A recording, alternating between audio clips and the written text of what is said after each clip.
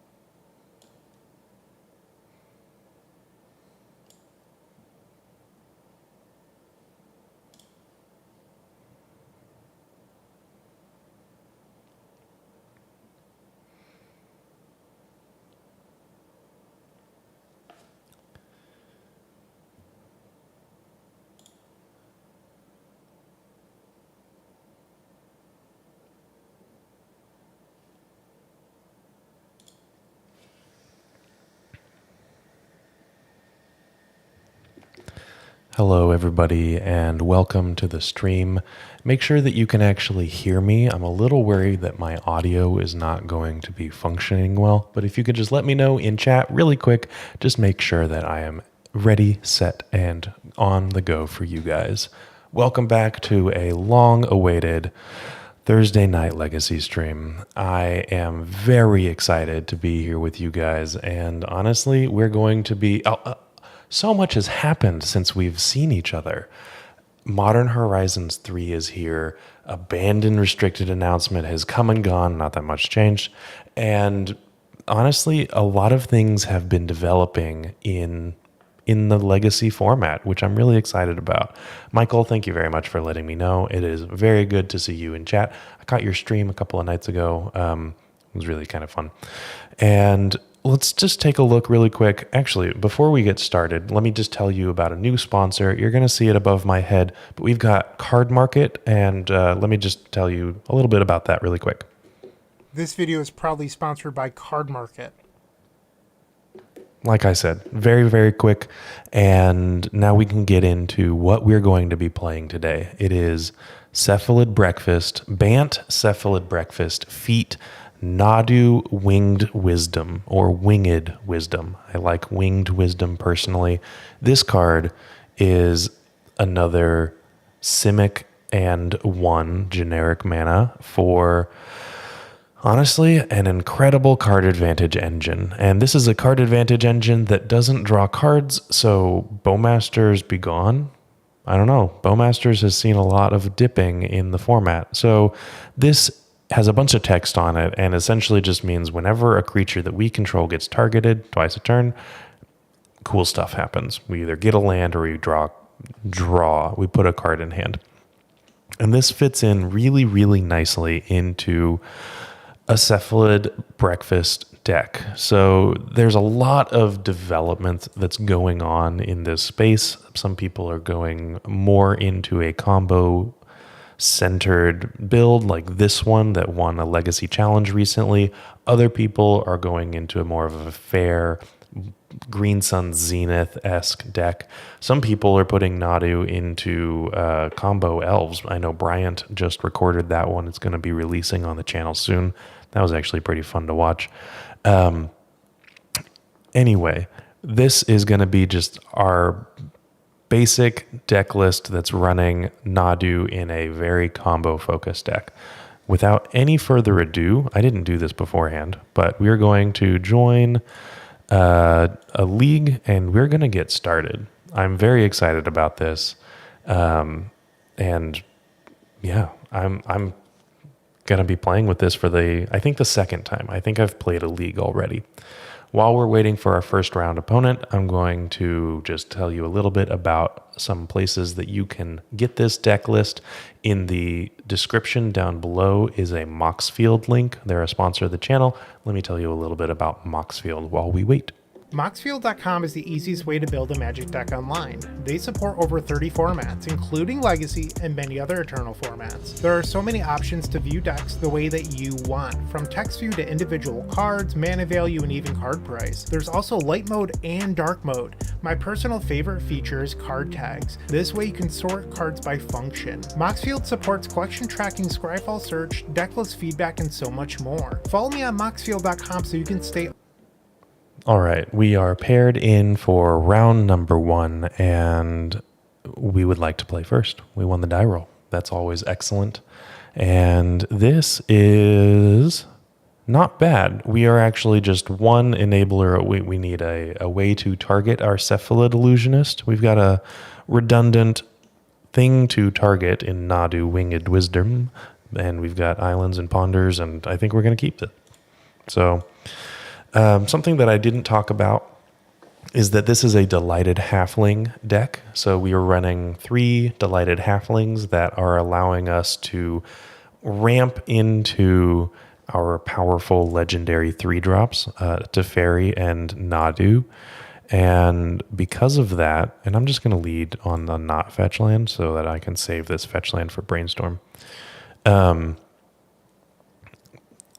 It is a creature that we can use to target. I'm going to shuffle this. We can target things and get more Nadu triggers, which is really nice.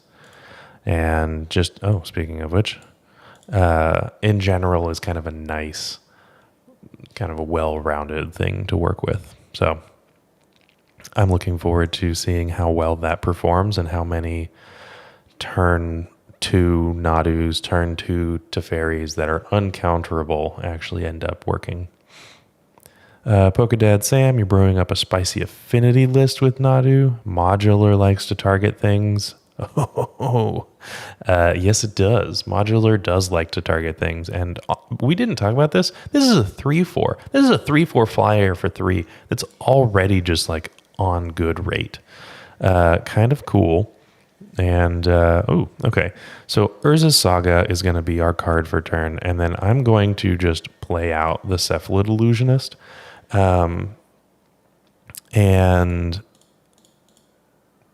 just like, we're going to jam this out just because our opponent, a Dimir deck, possibly and likely Dimir scam, which over the past week, I think, has reached over 50% meta share, which is super, super fun. Take what you want from Wizards of the Coast's stewardship over the format. I'm in favor of them keeping that stewardship, for the record, but maybe they're not doing a super amazing job at it right now. But we get to, make them answer Cephalid Illusionist, and we have 2 other things that we're going to really benefit from this Shuko coming out. Or, honestly, depending on what happens, I might just go into straight Urza Saga gaming. Nope, never mind. Okay. Everything has changed. Hi, Leonard, by the way. Welcome to chat. It's good to see you. Okay. Well, that changes things, unfortunately. They chose to shuffle their library with that Ponder, though. Okay, you know what? That's enough of the powerful 3-drop. I know that we want to test it, but that's maybe a bit much. I am going to get a tropical island here. Yeah, the tropical island. And play the Narcomoeba. I could have gotten one of 2 Surveil lands, which is another really nice thing about this deck. Coming from the Epic Storm, I'm used to playing with a couple of Surveil lands, and it's actually been really nice to see this also. Okay, another Wasteland. I want to talk about this Summoning Sick aura that is a new Magic Online thing. A few things have actually changed. You know, they've introduced this Summoning Sick aura, and they've changed the old bordered card design. What do we think about that? Oh, we are ripping lands. That's kind of nice. What do we think about the new retro frames? Like, this is the new one versus this is the old one. Thoughts on that? I don't know. I also have the not Future Sight Narcomoeba. I kept with the original art. I don't know if the bug with Future Sight cards has been fixed or not. Who knows? Okay, not a Wasteland, finally. But I do get to get probably a Meticulous Archive at the end here. Get a little bit of Surveil action going. And I do want the Meticulous Archive. I would like another land. Oh, that's a good one too. Okay. Now, I could attempt to just jam a Teferi here. But what I kind of want to do is play Nadus. We have those in spades, and we only have the one Teferi. So I would much rather run this out into a daze, which didn't happen for what it's worth. And if they decide to Orcish Bowmasters or something at the end of our turn, Nadu is going to trigger that if they want to kill the Narcomoeba, for example, right? We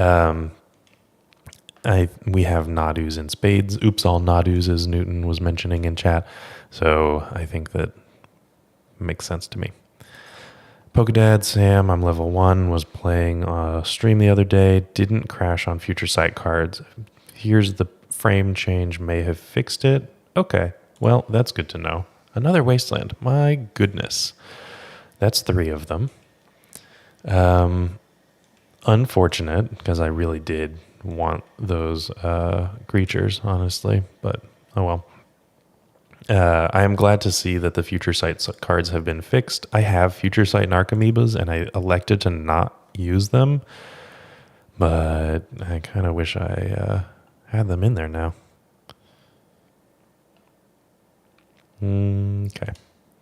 So we're attacking for 4. I mean, this is not an insubstantial clock. They are likely a larger creature deck, right? They probably have a dragon in their deck, and they might even have, I don't know, reanimates for Atraxas, for Archons. Not 100% sure. We really haven't seen much in the way of what they're working with. Another land would be nice. Hey, there it is. Okay, so let's go to combat. And survey says 9. They're at 9.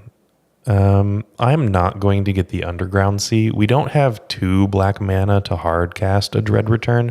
The Underground Sea is just for hard casting the Cabal Therapy if it's in our hand. I'm going to get a Tundra instead. Maybe the Savannah. One of the 2. I don't really need that many green cards, and yeah, it's going to be the Tundra. And I'm going to attempt this Teferi. Oh, that just resolved. Okay.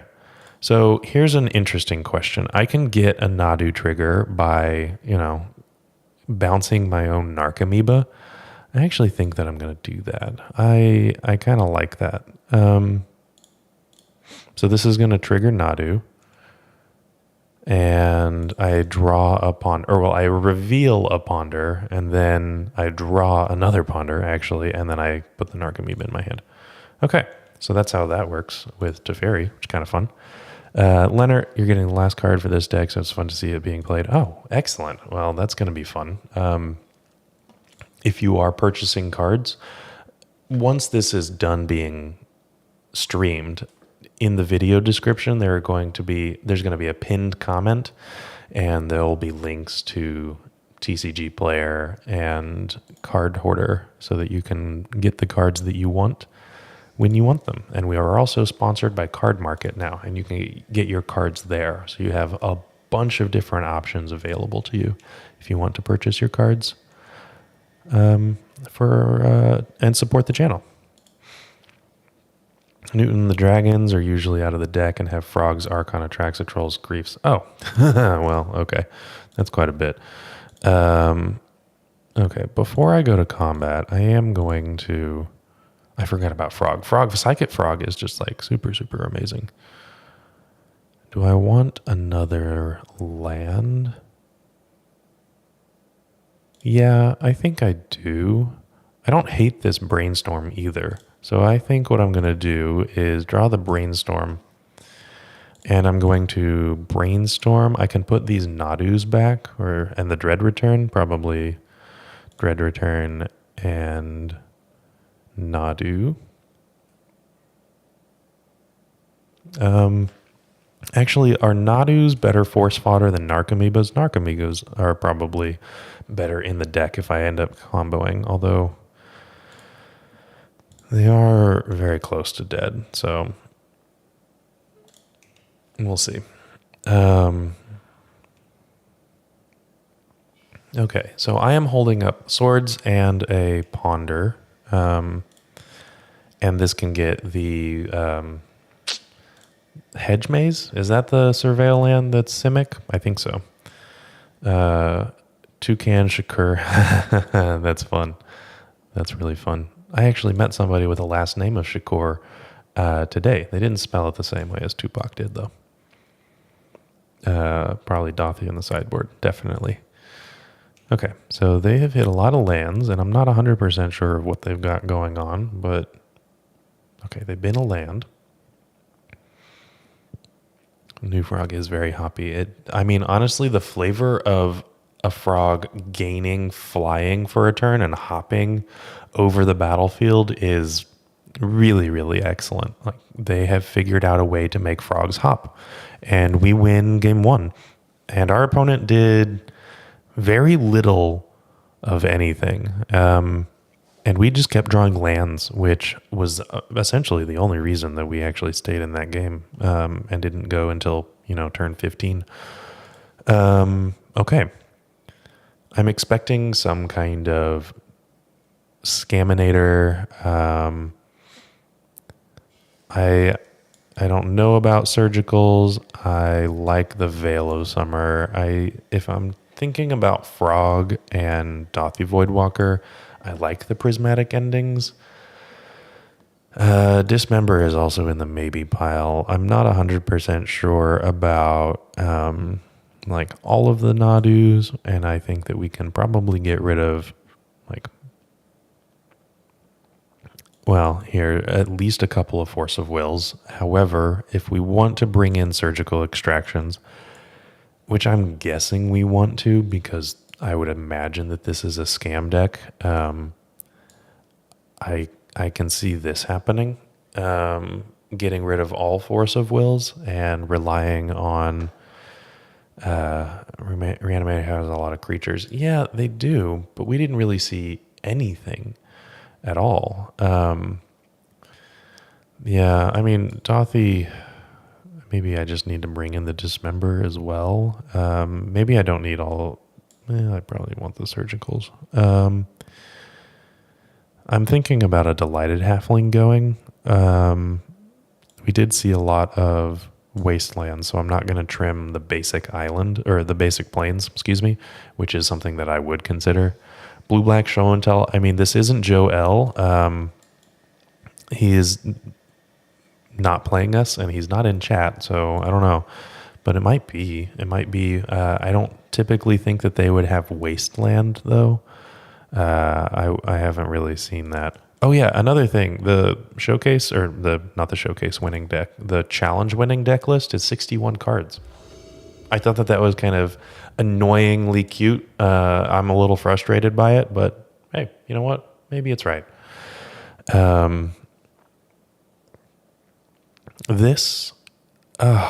Okay. I will keep this. I realize that every single one of my lands is going to come into play tapped. However, I have good interaction. I can hold up Veil of Summer when necessary, and I've got the combo all rolled up. So I'm going to keep this. I'm going to lead on a Hedge Maze so that I could potentially play Veil of Summer a little bit quicker. Yeah. So I'm going to keep this. I recognize that it's a little bit on the edge. If these were just regular lands, I would absolutely think that this is the perfect hand. But it's not. And it's mostly because these are, surveil lands that I think are important. But we'll see. Yeah, definitely goblins. Blue-black goblins.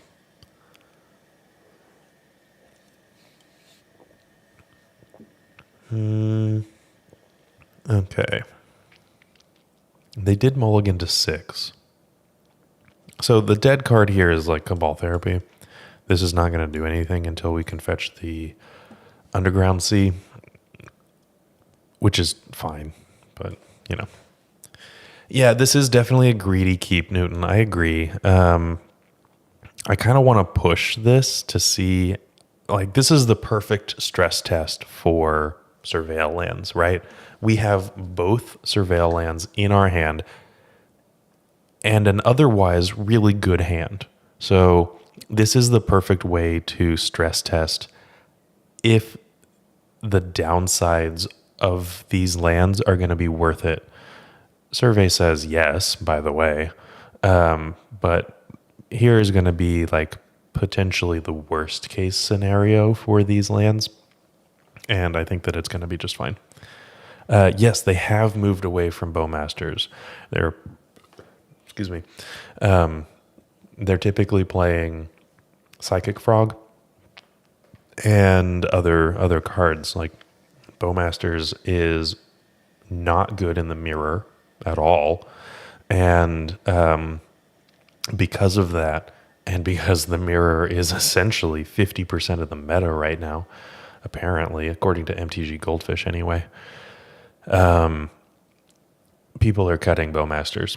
And it actually doesn't do anything against this deck, which is another top meta deck. So, yeah, Frog is just better. Yeah, it's a double pitch. It doesn't just pitch to grief. It turns out that when you have a card that is pretty good card advantage and also as a baseline pitches to Force of Will, I'm looking at you, Expressive Iteration. Card's pretty good. Okay. I realize that I just drew a parallel to Expressive Iteration when I'm referring to Psychic Frog. The cards are not that similar. Psychic Frog is a very, very powerful card. The jury is still out on if it's actually ban worthy. We've been playing it for less than a month. We don't know. We don't know how the things are going in Modern Horizons 3 are going to shake up the format. Only time will tell. But so far, it's a card advantage engine that's 2 colors, one of which is blue, pitches to Force of Will, kind of cool. We are waiting on this opponent. We are in their main phase. They have kept to 6 and twiddling our thumbs. We'll see what ends up happening. I couldn't tell you. I just couldn't tell you. So anyway, did anybody have fun 4th of July experiences that are stream appropriate? I got to host some of my friends and their partners or significant others and some other people that I met for the first time at my apartment. And it was really nice. I live on like in the middle of the city, and you can actually launch fireworks in St. Louis. And I have a 7th floor rooftop that has a pretty good, not quite 360. There's a building to the south of us that's just a little bit taller than us. But mostly 360 view of the entire city. I can see the arch, I can see the park, I can see all the way around. And going up there and seeing all of these neighborhood fireworks shows, anybody that, drove out and bought a couple $100 worth of fireworks, and all of the professional shows. You could just like get up there, sip a beer, grab your stuff, hang out with your friends, and I mean, it was like 3 or 4 hours worth of fireworks. It was really incredible. Feel bad for all of the pets and people with sensory issues, but as I am not a cat and I don't have fireworks sensitivity issues, I had a blast. This is not a mulligan, Newton. We're in their main phase. They have mulliganed, they've kept a 6, and we're just sitting pretty, waiting for them, waiting for their timer, waiting for all of this to just tick, tick, tick. You know what? Honestly, first off, that's really adorable that you remember my cat's name, but he is totally fine. He's a scaredy cat, but fireworks do not bother him at all. He was most concerned with there being more people than he was used to. But once we were out of the apartment and I would like come down to grab another drink or whatever it is, he was just sitting in the window watching everything happen, living life to the fullest. He was happy as a clam, which was adorable. I'm really excited that that is not something that he is concerned about. My goodness, this is an opponent that really, really appreciates the fact that they have 25 minutes of their own time and they're going to use every bit of it. I mean, honestly, what is it? It's 10 minutes of inactivity. So we're not that far off. I think that we need, they skipped their draw step at 7:21 on the game chat, and it's 7:28. So we have another 3 or 4 minutes before a timeout happens. So they have to make a decision within that amount of time. I mean, honestly, they could be double queuing or triple queuing or quadruple queuing or taking a dump. I don't know. They haven't made very many decisions in this entire match. I will say that. Who knows? Newton, your cats don't like fireworks or the garbage truck. The garbage truck. That's interesting. Yeah, I mean, I'm in an apartment. My cat doesn't see garbage trucks, but I would imagine that is loud and obnoxious and routinely showing up. That makes sense. Getting a sandwich. Yeah. I mean, as long as it's a good sandwich, I'm okay with it. Right. If you're just half-assing it, pardon me, if you're just not meeting the appropriate expectations of a sandwich for a Magic, stream, then, I mean, what are you doing? What are you doing? It can't be Wonder Bread. I mean, honestly, that's not bad if you're grilling it. We need some sourdough or a nice ciabatta roll. We need some really nicely layered. Let's see. What are we going to do with this? Oh, there we go. Okay. Lost the game due to inaction. That's it. All right. Apparently, it starts when you log into the game and join the game as opposed to making your mulligan decisions, which is interesting. That's a new thing that I learned today. So we 2-0'd our opponent. Fantastic. Way to go us. Love that for us.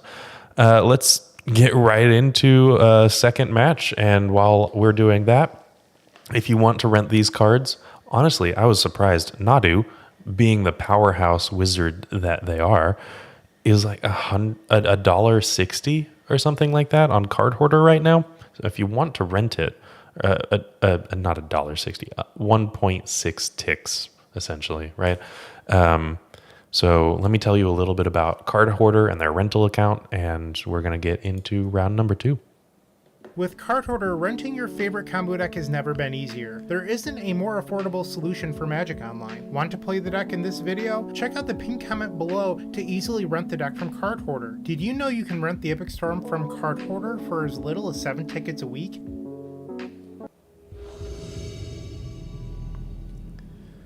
Alrighty, here we are. Sorry. For round number 2, and we are playing up against Kiss Waylander, who's changed their icon. Interesting. Okay. I don't hate this hand. It is not the most powerful, but we've got Force of Will, we've got Removal, we've got half of our combo. We can't dig into anything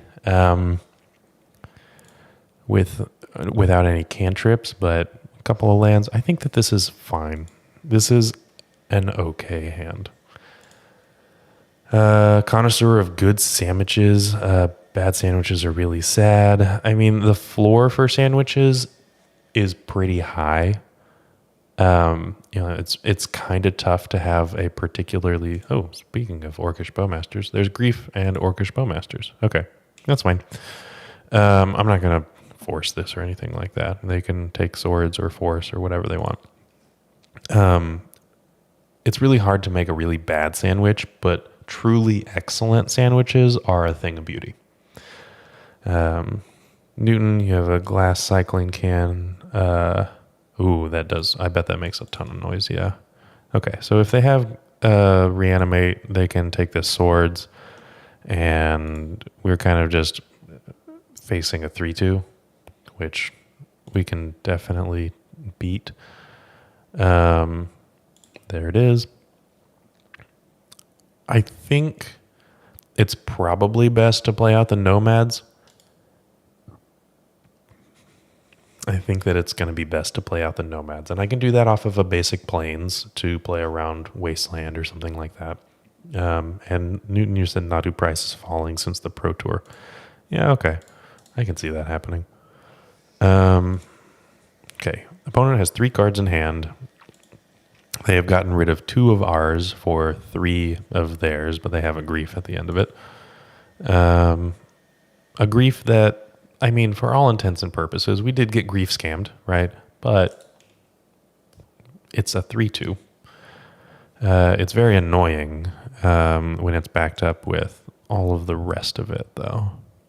Hey, that's pretty good. Okay, I am definitely going to be playing this out now because this Nomad is going to be quite good, and then I can curve, potentially, Nomad into Narcomoeba into Nadu and have quite a few things to trigger Nadu.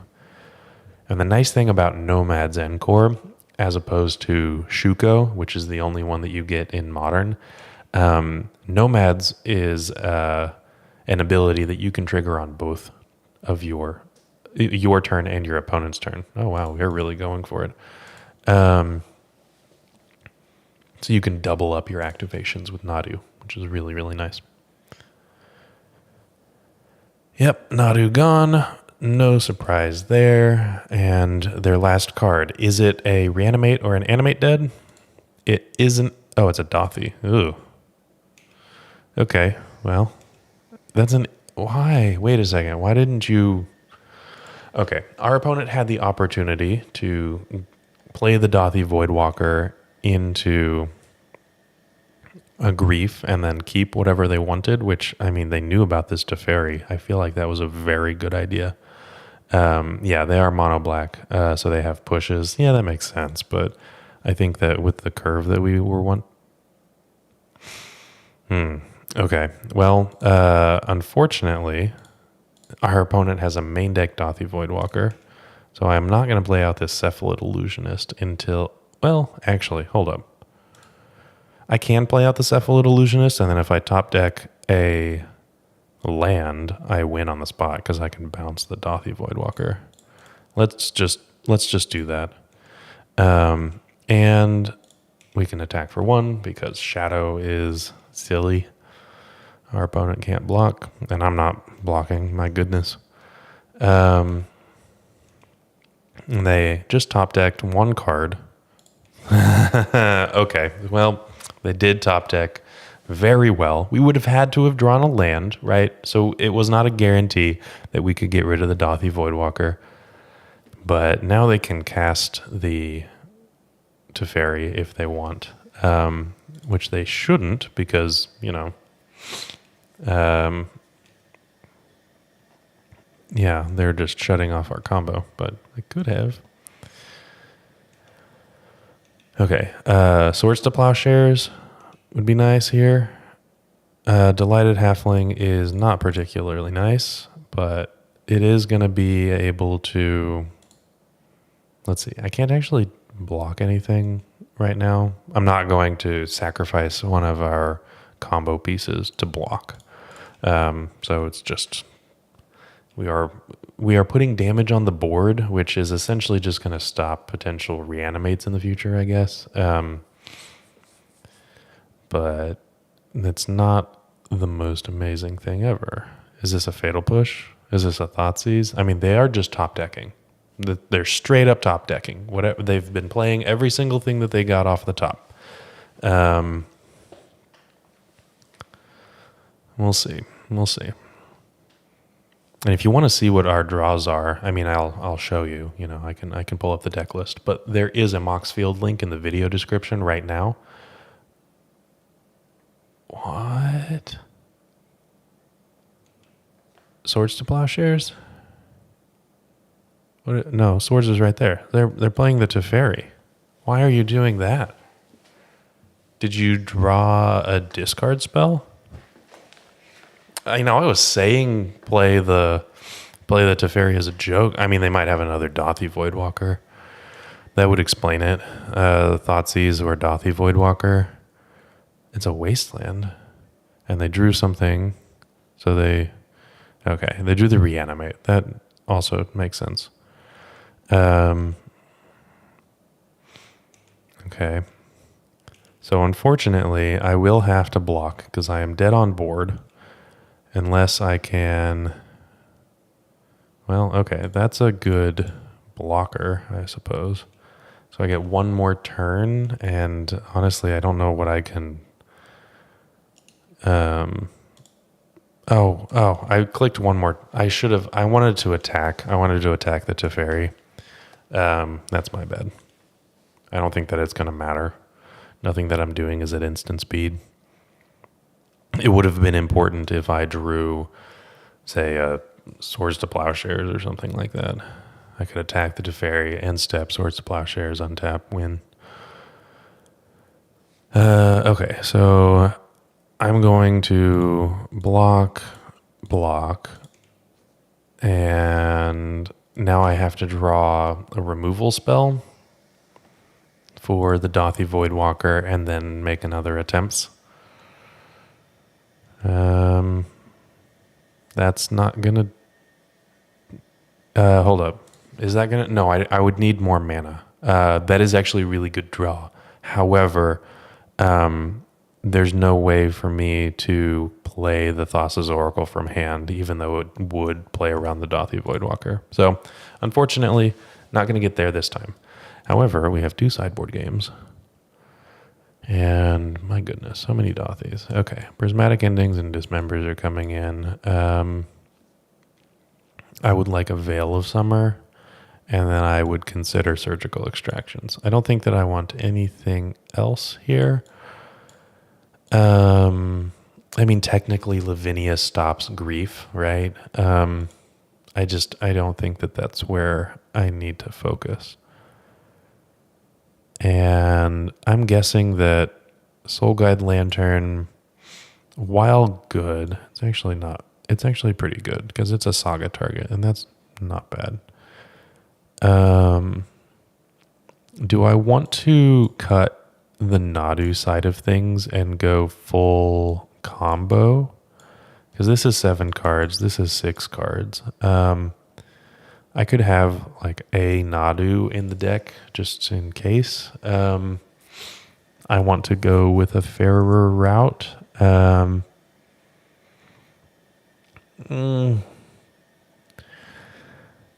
If I don't do that, then I might... let's see. I kind of like this. We can just cut this kind of fair plan and hope to work towards a more combo-focused idea. But also, I would like to not lose to Leyline of the Void. Nadu is good against Dothi. It's true. This is a Leyline of the Void answer that's tutorable with Saga. What if I do this? What if I say, you know what, you're going to grief me. That's fine. You're not actually playing reanimates. So I can do this and bring in another Nadu. And I have this as my sideboard plan. Yeah, I think I like that. I don't need the Delighted Halflings. We're going to try this one out. I am sideboarding kind of on the fly as I'm learning what my priorities are, but I like the idea of siding out that package. We are going to play. There's a lot of targets and nothing to do with them, but the Ponders are really nice, and this is a ridiculously grief-proof hand. I'm going to keep this, and I think I'm going to start off with a Shuko. No, they can't actually take me off of a targeter if they grief scam me, and what they could do is remove my agency in the game, so I can at least get a little bit of agency here, and this is perfect. My goodness, this was exactly what I wanted to see. Let's take Misty Rainforest, hide the Nadu on top, which is the card that we want. And then they can grief us if they want to, and they can't actually take us off of things that we care about. They could Thoughtseize or duress me. Oh, okay. So you have two options, Shuko or Ponder. They're probably going to take the Ponder. There it goes. And unfortunately, I didn't think about this super long, but if I wanted to just forego shuffling with any of these fetch lands, I could have put Nadu third from the bottom and then just drawn it the turn that I was going to cast it. I could have thought about that just a little bit longer, but as it stands, I think that it's fine. And what I can do now is play out both Nomads. I'll get a Savannah here. Hey, Spirit Squad. We are doing Nadu things. Or we want to be doing Nadu things. I've only triggered it once this league. But that's just fine. I'm playing out both Nomads. I mean, if they have removal, they might be tempted to use them on Nomads. And then if nothing else happens, then I have 2 additional creatures for Nadu. So that was my thinking with that. There's the grief. Fine. Take the Nadu. Reanimate. Take the Shuko. Just grief things. Are you going to take the Shuko? I don't know if that's the most amazing thing that you could be doing with your mana.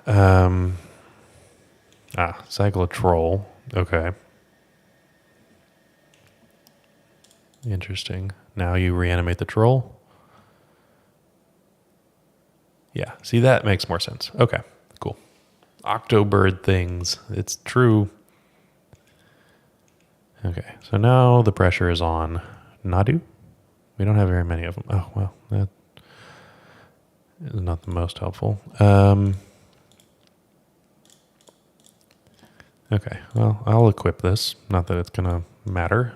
I can get a Meticulous Archive, probably a Meticulous Archive, probably not the Hedge Maze. Although I guess it depends on if they wasteland us, then I'll get the appropriate one. And they crack in for 6. Nethergoyf. Okay. Yeah, that's a 3/4 for 1. Okay.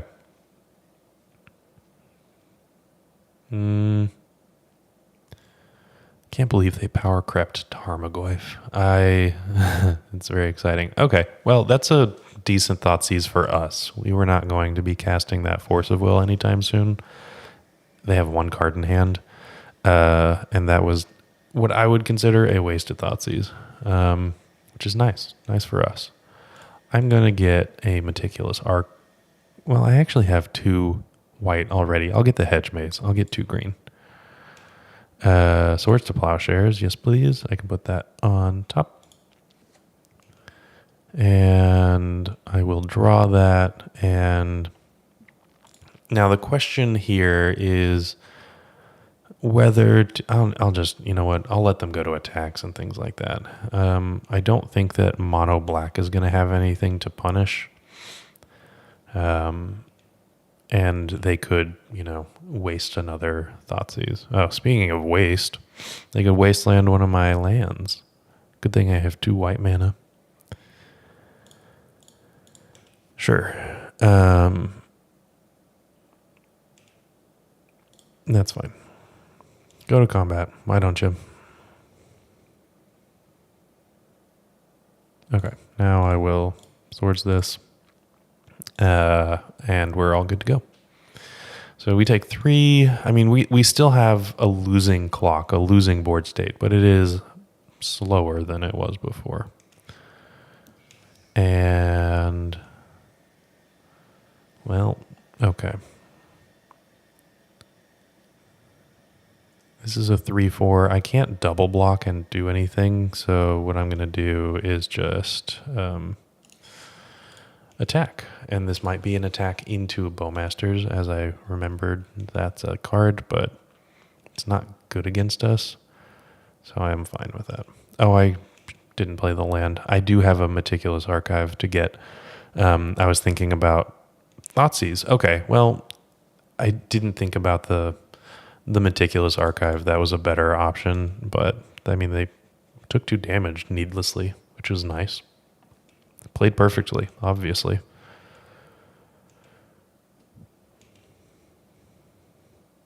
Oh. Okay.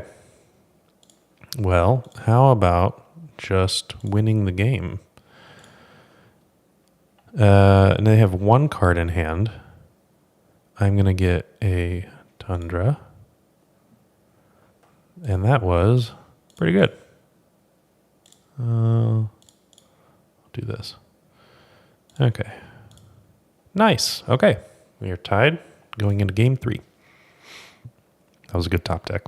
That was a very good top deck. Okay. Well, do I want Nadu? Do I want the Nadu Delighted Halflings? Do I want to play a little bit fairer? I mean, maybe I do. What would that look like? I still think that going faster is better. I still think that that's better. Yeah. Okay. I'm just going to resubmit with our sideboard plan as it is. We have like the removal for Dothy Voidwalkers and things like that, and then we just untap and win, just like happened. So Nadu, if I top deck to Nadu, I mean, it probably would have been just as good, and eventually won me the game, but that Cephalid Illusionist immediately won me the game. So I'll take that instead.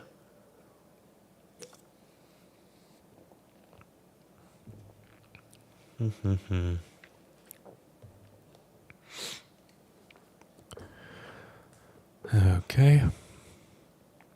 I don't think that I want force of I don't want more force of wills. I actually, thought about cutting them. I want enough to potentially answer Dothy Voidwalker or surgical extractions, things like that if I'm comboing off.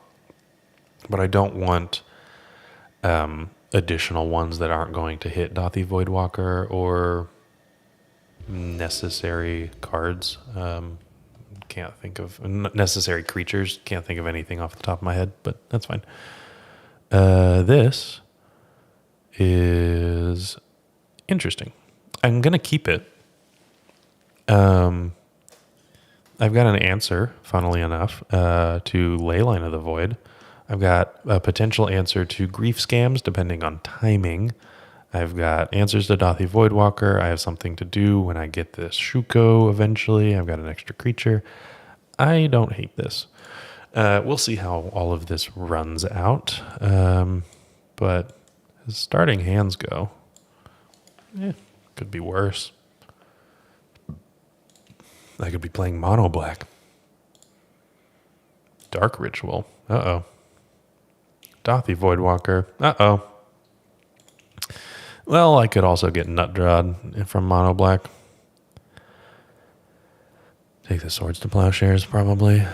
If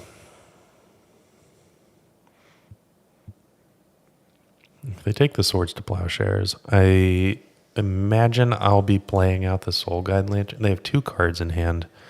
I don't know. I'm not going to be playing out the Saga. That's good. Okay.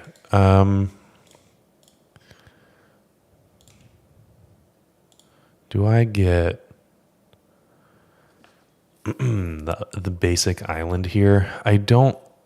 Okay. I'm going to need another land for this hand to function. Wasteland is going to get me anyway because I have Saga. Those are 2 competing ideas. I think that I'm just going to get... I'm going to get the Savannah here. Yeah, I'm going to get the Savannah here. I'm going to play Soul Guide Lantern. I'll take the... Which one's going to be harder for them to get for Nethergoyf? Probably Instance. So that's the only thing that I could think of. No, Newton, what's going on? What did I do wrong?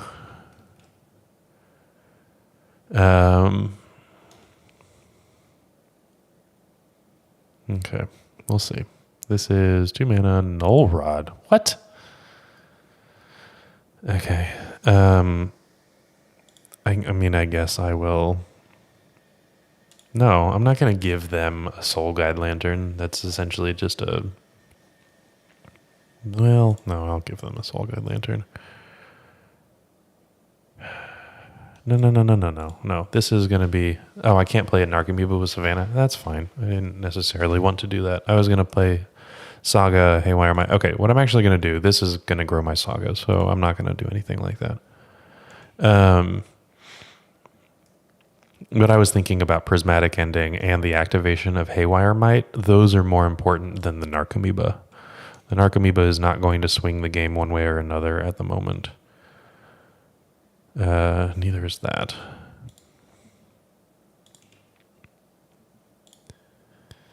Okay, Haywire Might. And say go. I would love to draw land here.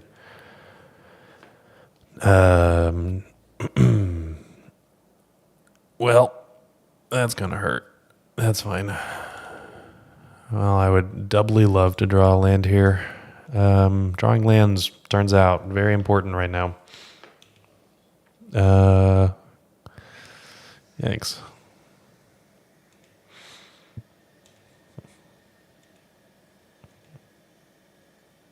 Force of Will. That's a bit late. Would have loved that a little bit earlier.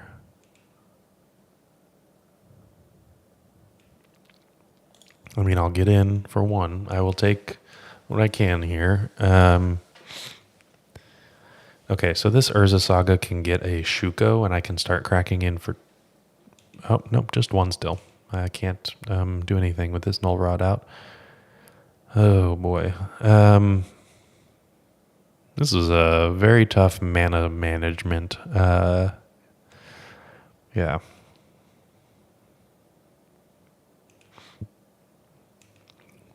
Kept a 2-lander with shaky mana on that second mana with this Urza Saga that's going away. They had the Wasteland. So that ended up being... I think that they would have boarded out their Orcish Bowmasters. This is not a deck that really suffers from Orcish Bowmaster, generally. So I think that that's just fine. Plus, this isn't going to... I mean, it's not doing anything. They're going to kill it with Orcish Bowmasters one way or another. It would gain me 2 life, I suppose. 3 life if you count it's going to be pinged, so that's 1 less damage that comes my way. I think it's fine to attack. Plus I have a Force of Will. I didn't then. Did I? Maybe I did. All right. Good draws, not good draws. Okay. Not good draws. Would love a white source and then continuing to draw more lands for the rest of the game. I think that if I draw nothing but lands for the rest of the game, I could win. I am going to force this. I'm going to pitch Narcomoeba before a Shuko equip. Yeah, sure, it definitely does, but I only have 1 Shuko, which is turned off right now, and 4 Nomads that don't care about an Orcish Bowmaster ping. Timing notwithstanding. There are some timing issues there, but we'll see about that. Okay, white source off the top. That was good.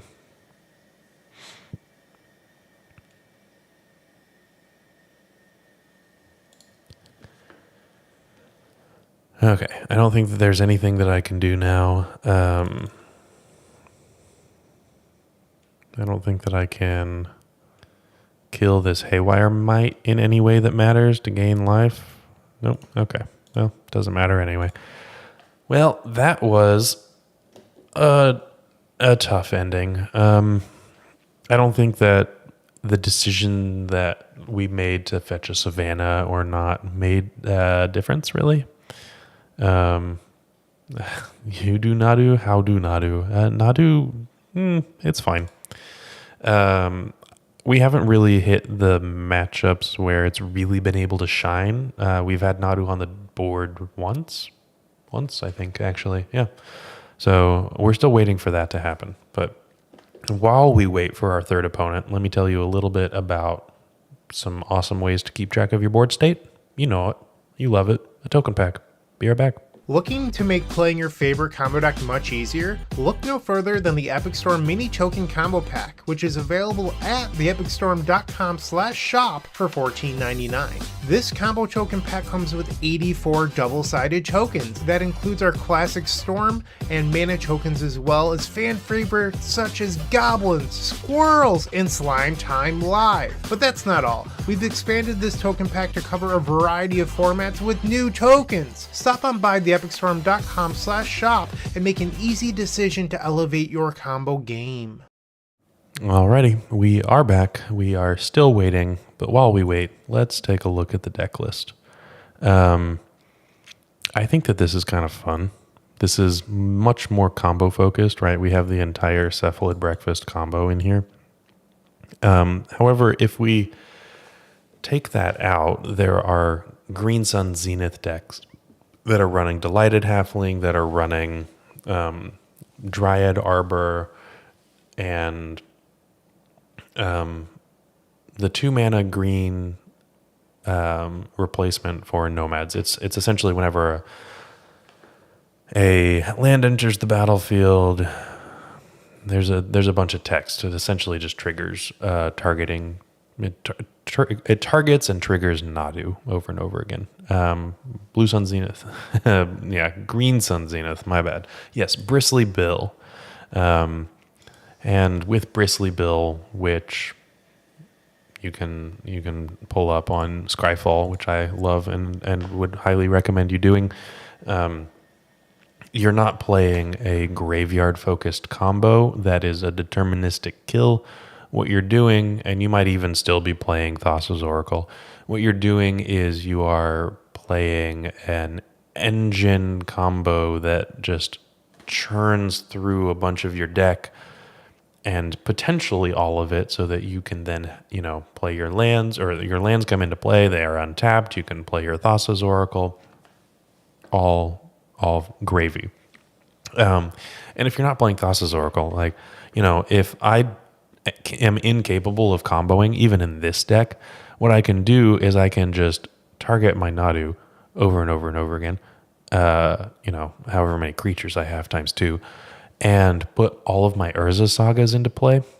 And if I do that, then I have enough lands, most likely, to create an army of saga tokens, construct tokens. And those are, going to end the game really quickly. So even this deck, you don't need to combo by dread returning Thassa's Oracle from your graveyard to win. There are other avenues, and Nadu and Urza Saga are those avenues, right? On paper, the deck doesn't play Oracle. That makes sense. Okay, yeah, you're just kind of creating an overwhelming board state, which checks out. You're playing a fairer deck as opposed to a really dedicated combo deck.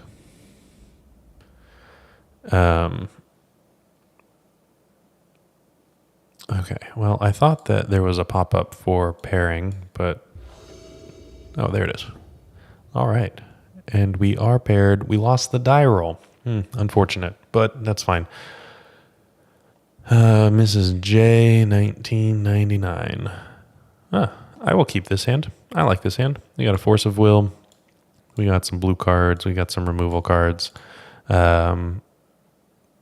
I like the Brainstorm to fix some of this, like getting rid of the second Nadu if I need to, finding additional, like Nomads en-Kor or a Shuko. And on the draw, leaving ourselves a little bit more open to react to what our opponent is doing. Looks like Grief Scam. My goodness. Is just fine. So we've hit... Oh, okay. This is probably Bug. That's kind of nice.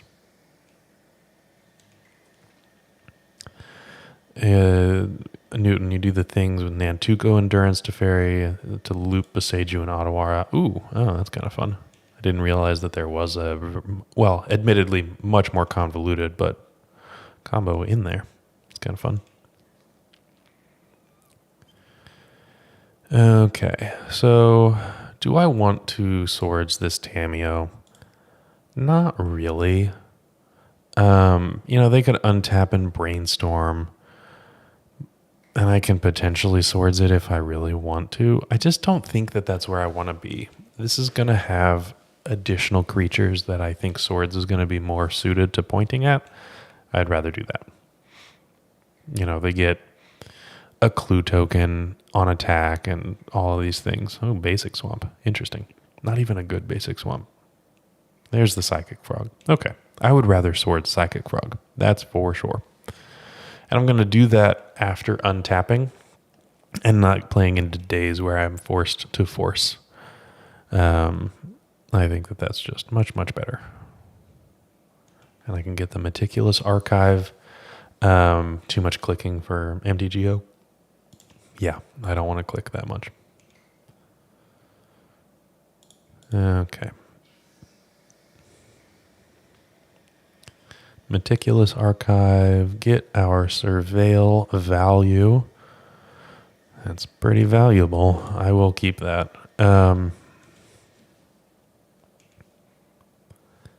And let's just Swords this now before they can untap into, I don't know, Spell Pierce. Now they could force, but they don't. Okay. Now I have the opportunity to get another Surveil land if I really want. I'm not going to play the Nomads out. I need green mana. I don't necessarily want to fetch a Savannah right now, and I would rather just play a little bit slower. Just leave my options open if I need to brainstorm or something. Who knows? Okay, so they have 2 clues, and they can crack one of them at the moment. They can't crack 2. That's just fine. Oh, they're end step. Okay, cool. They have 5 cards in hand, potentially 6, right?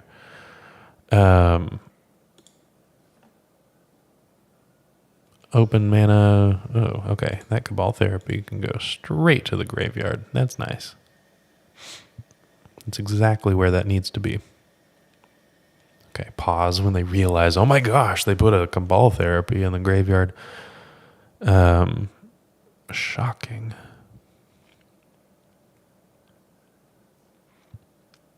Ooh, double force. Interesting. Okay. So this might seem a little bit presumptive, but what I'm going to do is play a Nomads, and I'm expecting there to be an Orcish Bowmaster. And what I can do is, I'm not going to Cabal Therapy. I have this Nadu. I want this Nomads in my battlefield. So what I can do is force pitching a Nadu on the Bowmaster. If I need to do something, then I can brainstorm. Oh no. Shocking. That just worked. Okay, that works too. I think that was a good exchange for us. I'm thinking that that's good. And I still have force, and I can pitch this brainstorm if I want. That is moderately more annoying, admittedly. What I could do is brainstorm first, see what's going on.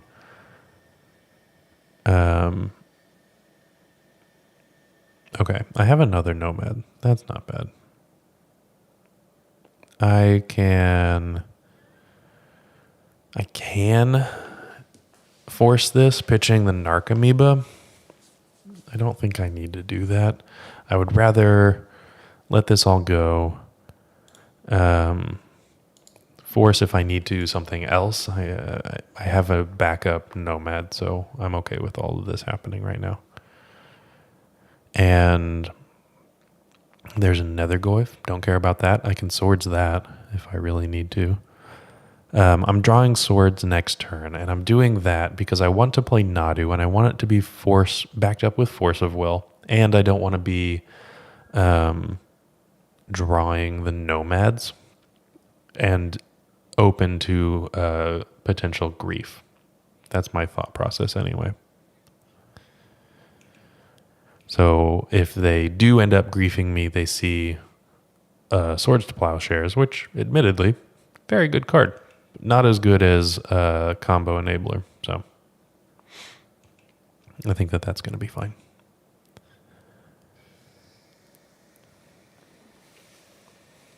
Survey says, missing another land drop? Mm-hmm. They are indeed. Okay. So, Swords to Plowshares. And I'm going to just slam. Daze, I understand, is a problem, but they don't have it. And next turn, I can do some pretty fun things with Nomads en-Kor if I untap with Nadu. And if that's the case, then I might even be able to eventually down the road play out a Narcomoeba, play out potentially other things that I find, and still hold up Force of Will. Ooh.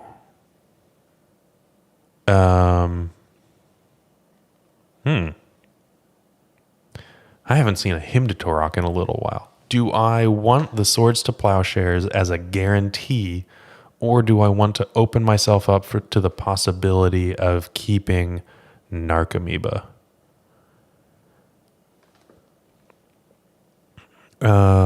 I want to open myself up to the possibility of keeping Narcomoeba, with the floor being I keep Force of Will, which is the card that I am least likely to want. The sword's also good. It's kind of mid. So I think this is... Yeah, okay. I kept the Narcomoeba. That's the card that I wanted the most, I think. Now, as long as they don't fetch land Fatal Push or something like that, then I think we're fine. What did they get? Oh, they got a sorcery. We didn't have a sorcery in the graveyard. I was like, I could have blocked that, but actually no. But we did stop Tamio. Not that they're going to ever... hopefully they never survive to crack even one of these clues. Hopefully we kill them right now, but we'll find out. Okay, here's a Nomads. And that just resolved. Love that for us. And I am playing this Narcomoeba out. It's just going to be more... Okay, so always yield to these. I am going to always yield to this. We are going to target the Nadu. This is excellent. This is the first time that we're actually doing all of this at once, as it's designed. So we get 2 of these per creature.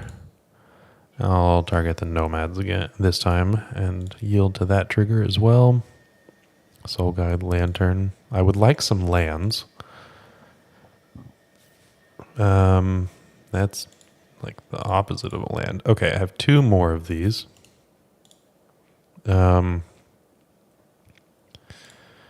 Okay. If I don't hit something, I didn't. Okay, so all I can do now, I mean, we are rolled up as soon as we need it. All I can do now is pass the turn, and then I have 6 more draws. Pretty much whenever I want. As soon as they do something, I'm going to draw some cards, or put some cards into my hand, rather. But let's let them do something first. They're paying costs. Dismember? They're paying life. Looks like a dismember. Interesting. They are dismembering Nadu. Okay, I get it to Teferi. Well, let's draw some more cards. Delighted Halfling. Not a single land yet. My goodness.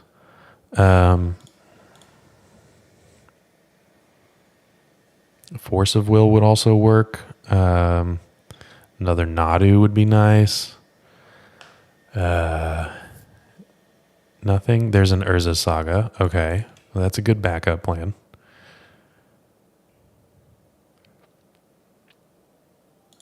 Okay, we have 2 more. And that's it. A Narcomoeba. Okay, we got 1 more of these. What is going to happen? Another Narcomoeba. No, a Tundra. Okay. I can't actually do anything. Wow. That was not super amazing. I mean, I do literally have the combo kill in my hand. They have 3 cards, and it would be pretty tough for them to deal with all of this. And they're tapped out. We know that they can't deal with anything, but that was some particularly bad sequences. But that's all right. I still think that we're going to win. Okay, nothing that I need to worry about right now. Untap, draw. This is going to be a Force of Will. No, okay, Tundra. That's fine. Okay, I can play the Tundra. I'm going to play out to Teferi. And then Cephalid Illusionist and just win? Question mark? Sad Nadu. Yeah, we're missing we need to swap out the vowel or the consonants there, but other than that, we're doing just great. Okay, so I hold up. Do I have another Narcomoeba? I think I do. Oh, I might have needed to play out the Delighted Halfling. No, I should be fine. I think I have another Narcomoeba. Okay, well, let's just get started here. Okay, we can click through this easy enough. And save targets now at this point. Okay. Now we're just operating under the regular Cephalid Breakfast combo. Yeah, there should be 3 in the deck. And I have this Cabal Therapy for the Dread Return that's in my hand right now. That's the only reason that I would need it. All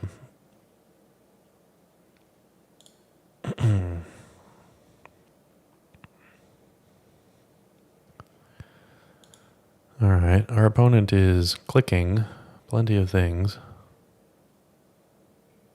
Can I? Yeah, I should probably just plus this. Yeah. Ooh, that's gonna be fun. Sean, that is brilliant. I'm definitely doing that. Yeah, I'm gonna win on their upkeep. That's exciting.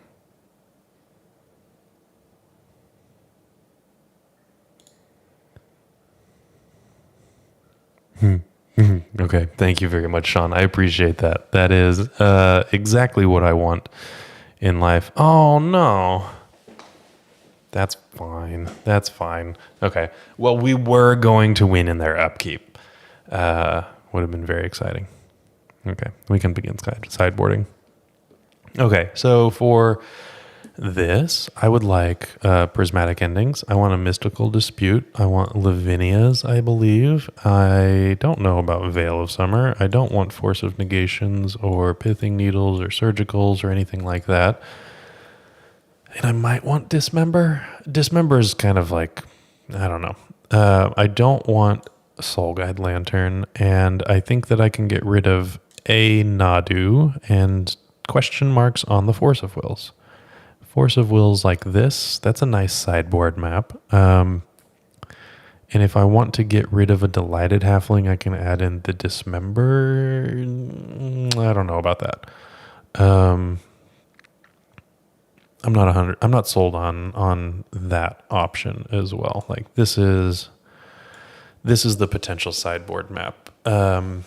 Whether I want Dismember over a Delighted Halfling is the last decision, but I can get rid of the Force of Wills and bring in better answers. You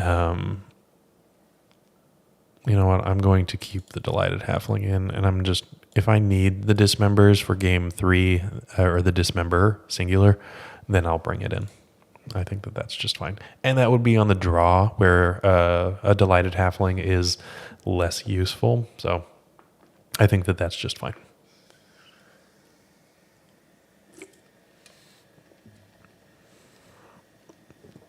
Okay. Now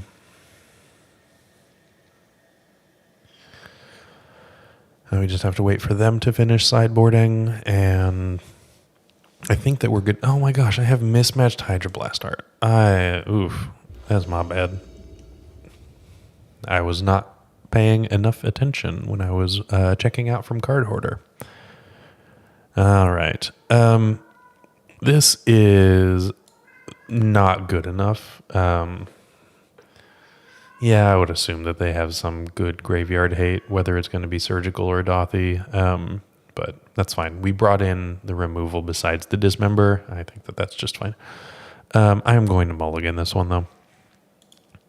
Can't rely just on Brainstorm. However, this hand, I think that I can rely on. I'll keep this. I'll put Dread Return there.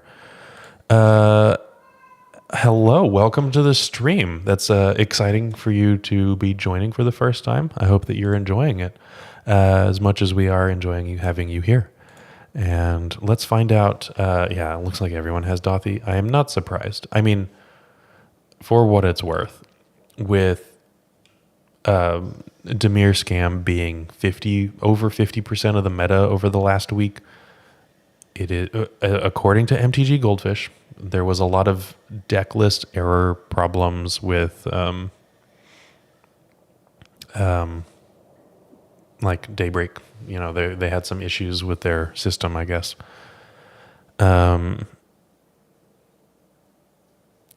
Let's see. I think I just want to hold up Brainstorm here as opposed to like a Swords to Plowshares. And then I can, you know, fetch if as needed.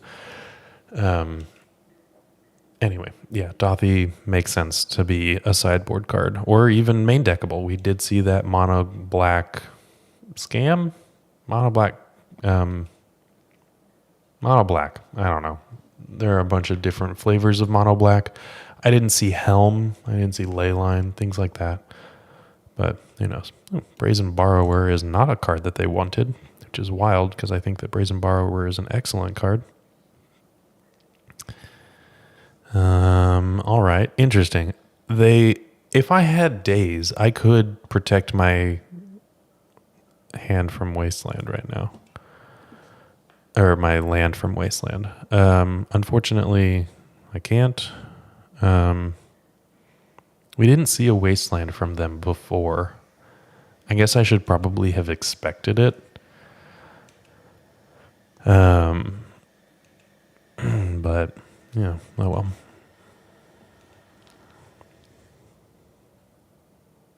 Oh, that's pretty good. Okay. With that, should I play out a Nomads en-Kor here? I kind of want to.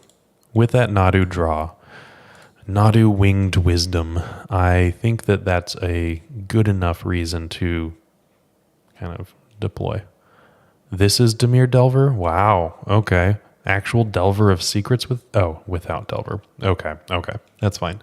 I mean, their one drop transforms instant. Another Wasteland. My goodness. Okay, their one drop flyer transforms into a Planeswalker instead of a 3/2. I think that that's more mid-range focused, but they're certainly tempoing me the hell out. Double Wasteland. We've been Wastelanded a lot these games. It's a little tough.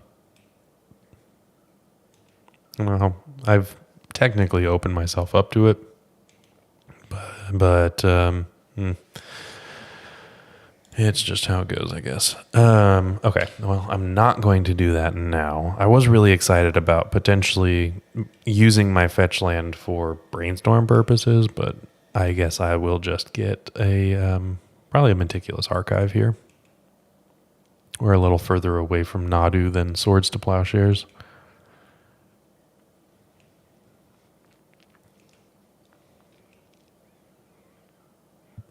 Okay.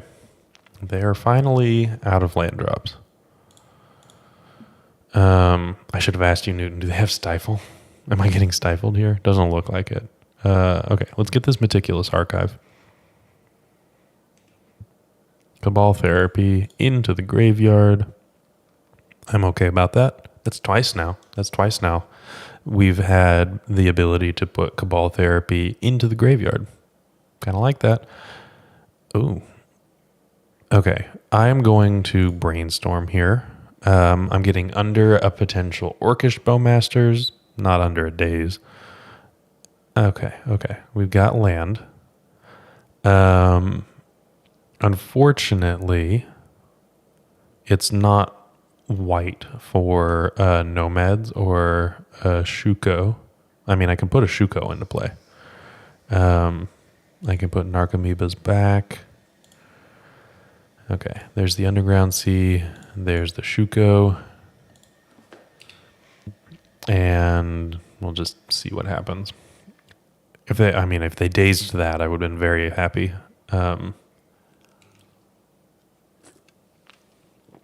Okay. Not in the normal list, but Tamio, yeah, that makes sense. I mean, this is like the cutting edge, right? This is the cutting edge of legacy research and deck brewing. So I would expect that there's not going to be anything finalized, and we're kind of in the Wild West here.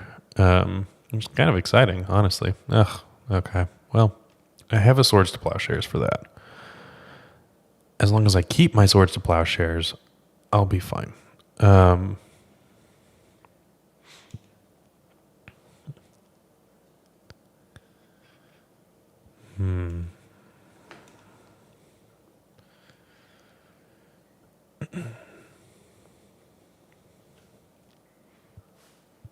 Okay, so I'm drawing Narcomoeba. I will again draw another Narcomoeba. So we're kind of in a holding pattern as long as this Swords to Plowshares resolves. But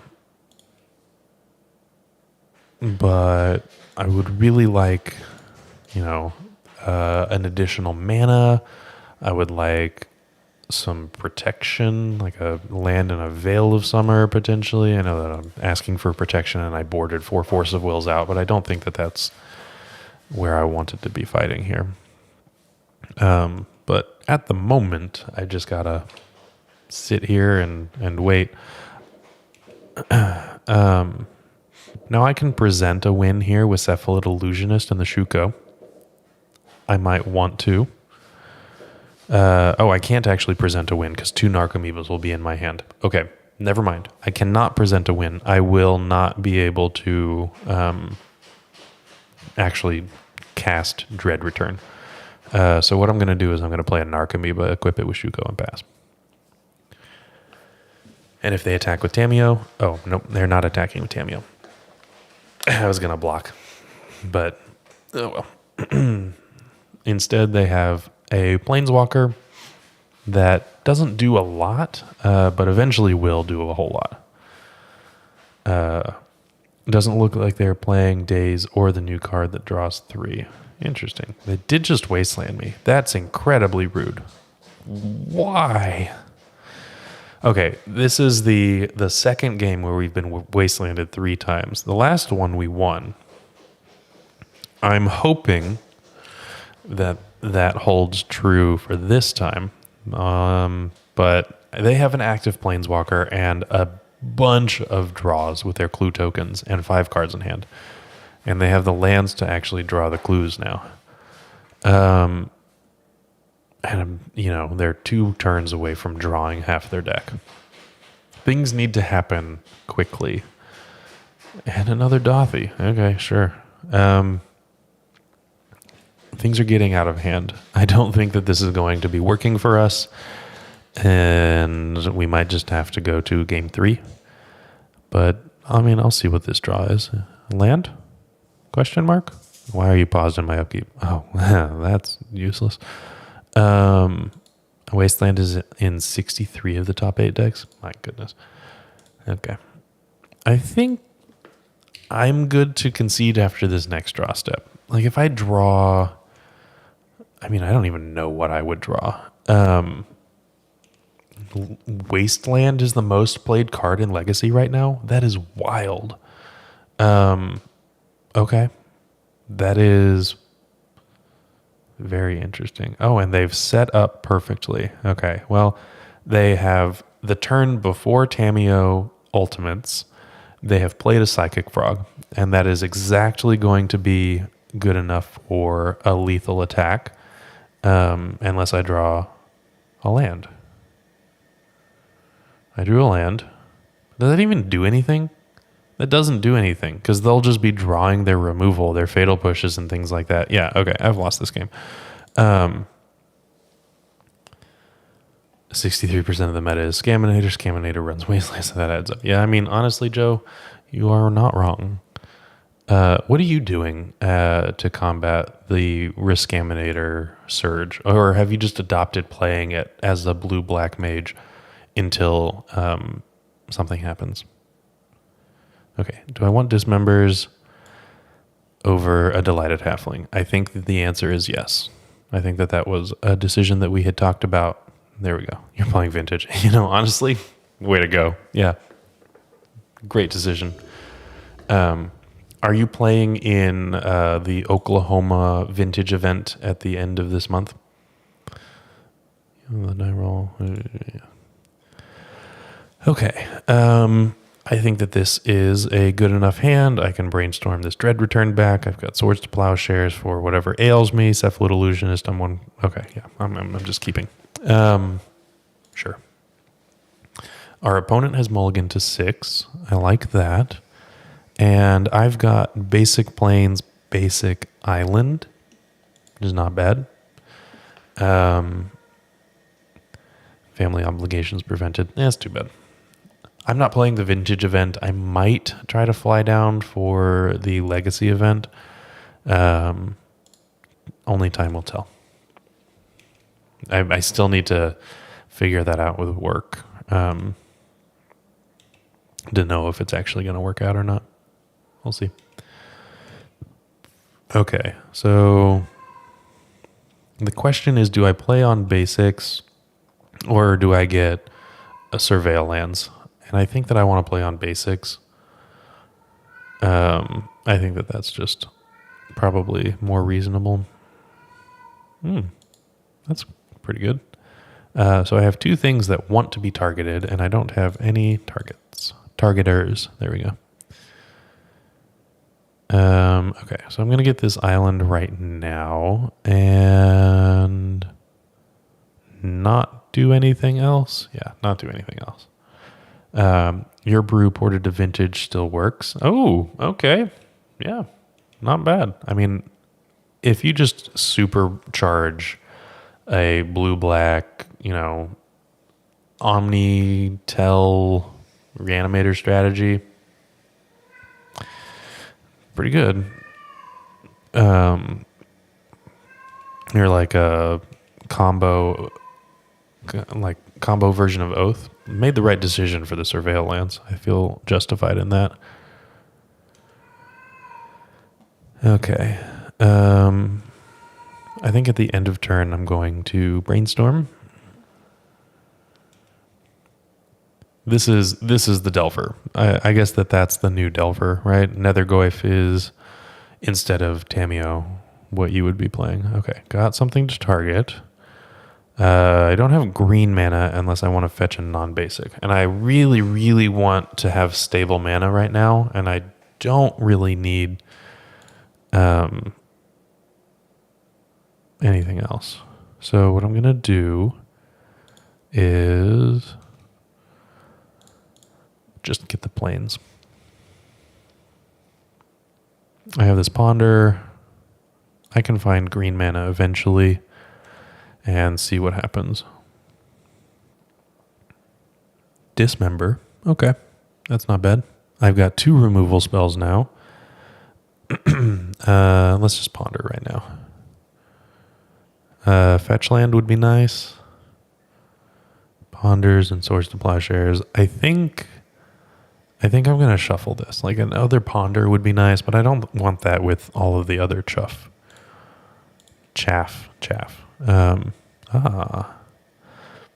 Okay. Let's put you to the test, opponent.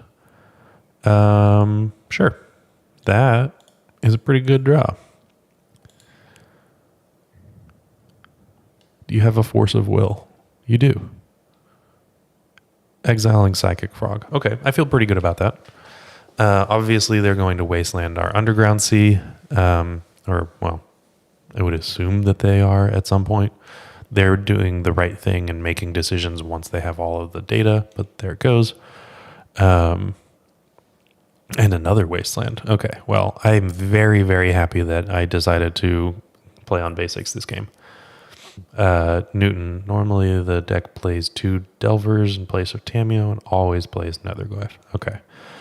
Joe, Demonic Tutor is like Glimduel's Vault without the dying. Recall is like Brainstorm. Yeah. And you can still play 4 Ponder. I don't know if you do actually play 4 Ponder, but you can. And what do we have? Well, I tried to get rid of you before. Let's just I mean, honestly, what I can do is play out a Shuko, hold up a Swords to Plowshares or a Dismember, and then untap and attempt a win. Maybe they fight over the Swords to Plowshares. Maybe I should have played that before the Shuko, so they might actually fight over that instead, but it's what we got going on. So, there's the Tameo. Okay. 3 cards in hand for our opponent, and I don't know. We've seen enough for them to have reasonably kept this hand. I'm just not sure if I can expect something like more counter magic or graveyard hate like a surgical extraction. What I want to do is kind of test out the waters here. I'm going to get rid of the Nethergoyf at this point.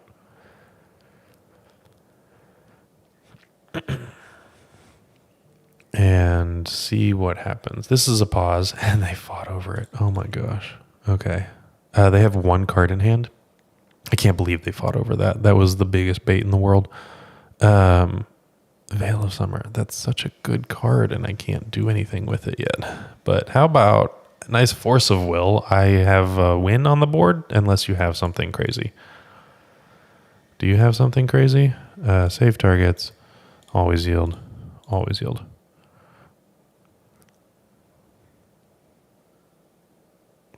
Survey says you have 1 card in hand, no colored mana open. It could be a Dismember. We've seen that.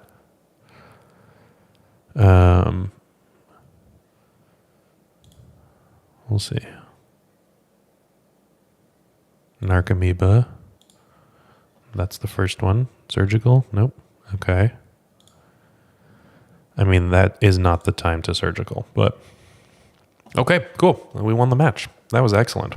They got jebaited by forcing a Nethergoyf, and we were able to untap and win. That is the nice thing about having a combo-focused deck, is that those wins can just pop out of nowhere. You're doing nothing. You're sitting on 2 lands and nothing going on, and out of nowhere you just pop a win. So I like that. I do like playing combo decks for that reason. It's very enjoyable. Okay, let's play round number 4. And while we're waiting on that, let me tell you about how you can support. I know that we are about to start, but let me tell you about how you can support this channel. If you enjoyed this video, make sure to leave a like, comment, and subscribe. You can also show your support by becoming a member of this channel. You get sweet perks such as badges, emotes, early access to videos, exclusive members-only content, and access to our members Discord section. As you increase the tiers, there are other rewards such as shop discounts, cyborg guides, and even free donation decks. Click the join button down below to find out more. We also have other ways you can support us, like theepicstorm.com/shop or submitting a donation deck via theepicstorm.com/donation decks. That's enough for now. Let's play some Magic. All right, and when we say it's time to combo, it is time to combo. We are going to keep this turn 2 kill. We've opened up turn 1 Nomads, turn 2 Cephalid Illusionist, and actually there's another way to get a turn 2 combo. You actually turn 1 Delighted Halfling, and then you have 3 mana on turn 2. So there's a couple of different ways to present 3 mana worth of permanence on turn 1, or turn 2, excuse me.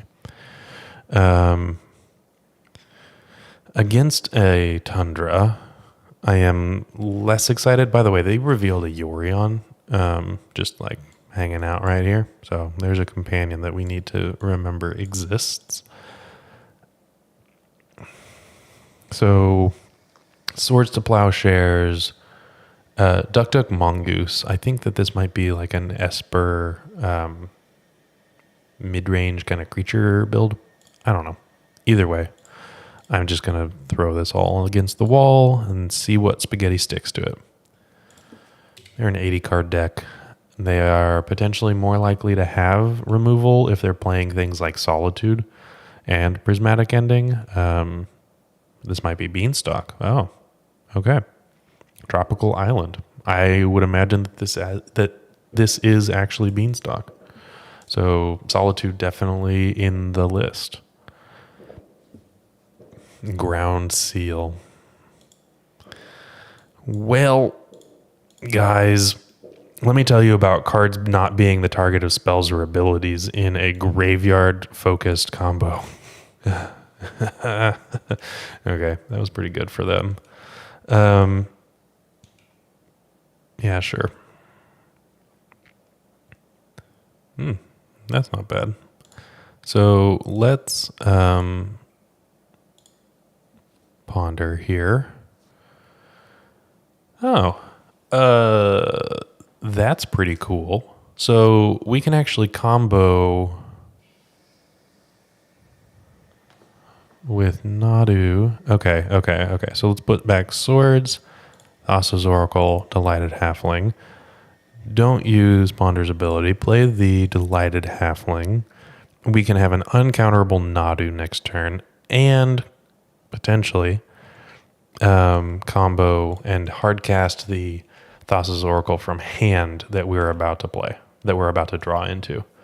So yeah, Nadu win, but like Thassa's Oracle still, because we're about to put it into our hand. That's potentially very exciting. Okay, so uncounterable Nadu right now.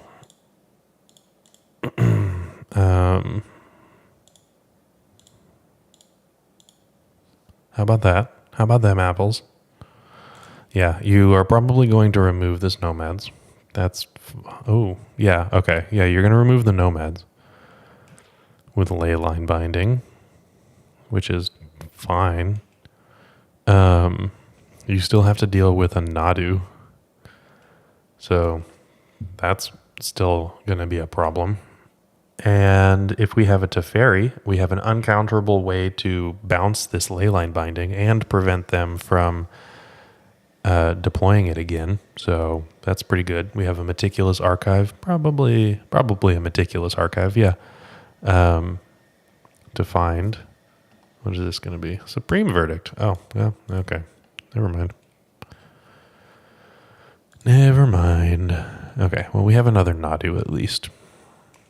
I am going to get this Meticulous Archive.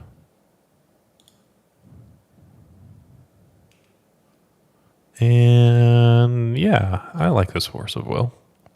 Their uncounterable spell is already gone.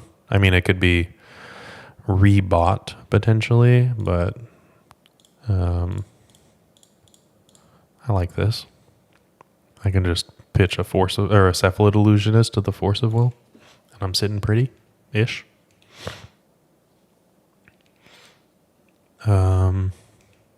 Okay. I think that this is going to be fine.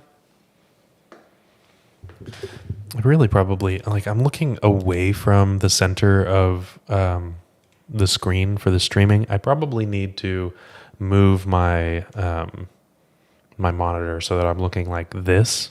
This probably looks a lot more natural when I'm playing the game than looking off screen. I need to do that for next stream. I can't do that right now. I can't have that swap around at the moment. But I think that that's going to be something that I try next, because I'm just like looking off screen and it probably looks a little bit awkward and disconcerting. Oh, okay. Another uncounterable spell. Sure. That's tough. Land? That's a fairy. That's pretty good. I'm going to plus to fairy. And then hopefully draw a land, bounce the Leyline Binding, and win. Because I have the Thassa's Oracle, right? So as long as I draw a blue land that's not Hedge Maze, then I can win. Force protected with Teferi in play. They have 3 cards in hand. They put Yorion into hand. They have 4 cards in hand. Okay. Blue land? Blue land. Nope. Okay. Well, I'm not going to try to bounce the Teferi and draw into a land. I'm just going to plus. I just think that that's going to be the safest bet. Plays around sorcery speed, removal by like, I'm not going to play out the Cephalid Illusionist or something like that. Okay. They have their own surveil land. Makes sense. And they put a card on top. Okay. They like what they found. Wasteland. Well, that's pretty good. Okay, maybe I will play out the Cephalid Illusionist now. Wasteland was pretty good. Pretty annoying. They have an Uro. Nope, a lot of mana. This Solitude. Yorion. Okay, well, I'm going to... We knew that that was in their hand. I should have remembered that. Okay, I'm going to just counter this. O'Doyle. Hi, I saw that you were in chat earlier. I didn't say hi. Do I like that Modern Horizon sets warp the format on release? I'm not the biggest fan of it. Are they warping the format on release, or are they injecting the format with new toys to play with? It might be injecting new toys for Legacy and warping for Modern. But I think that it's a little less clear-cut than all of that for a format as powerful as Legacy. All right, the format is already being warped with Grief, which is a Modern Horizons card. I don't see that happening with Modern Horizons 3 cards, right? There's nothing format defining in the pitch elemental way. Not that subtlety or solitude really did a lot. Fury potentially, like all of the pitch elementals really did pull a lot of weight in terms of what they've done with the format. Yeah, they did have it. Okay, well, I had to play into it, and they unfortunately had some removal. I hope that makes sense. And they have another Wasteland. Oh, goodness. Okay. Well, I've got a lot of catching up to do in this right now. In this game. Oh, man, where were you a turn ago? Okay. Well, so what I'm going to be doing is I need another Illusionist and the lands to cast it. I have Force Protection to do so. They have 2 cards in hand. I'm not super excited about where our position is, but it's not nothing. Brainstorm's pretty good. That's not very good. Okay.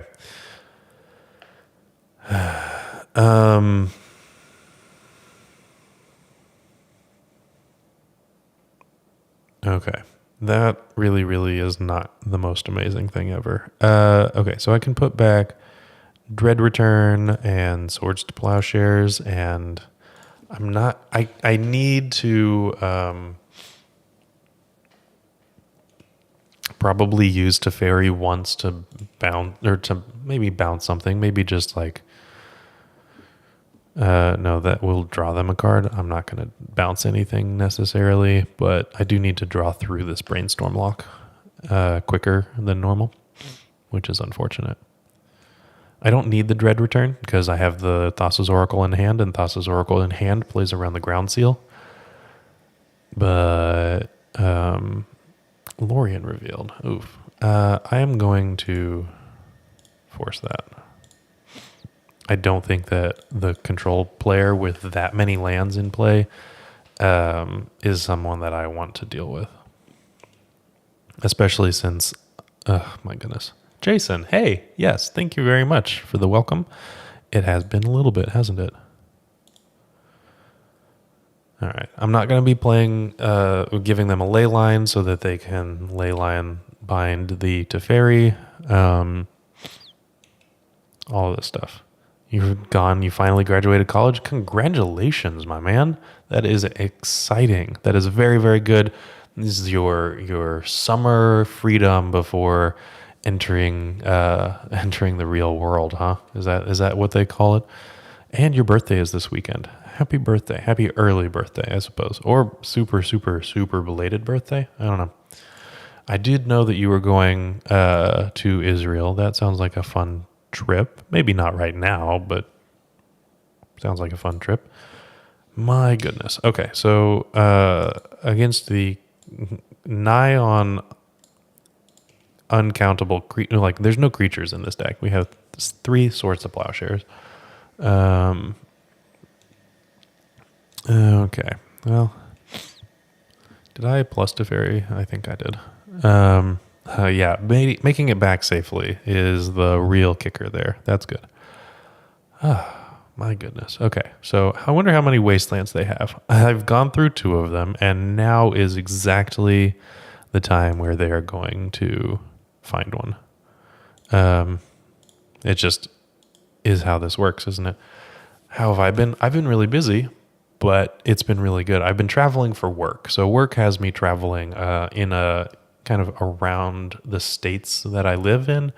I cover a specific region. Do I have to worry about the clock now?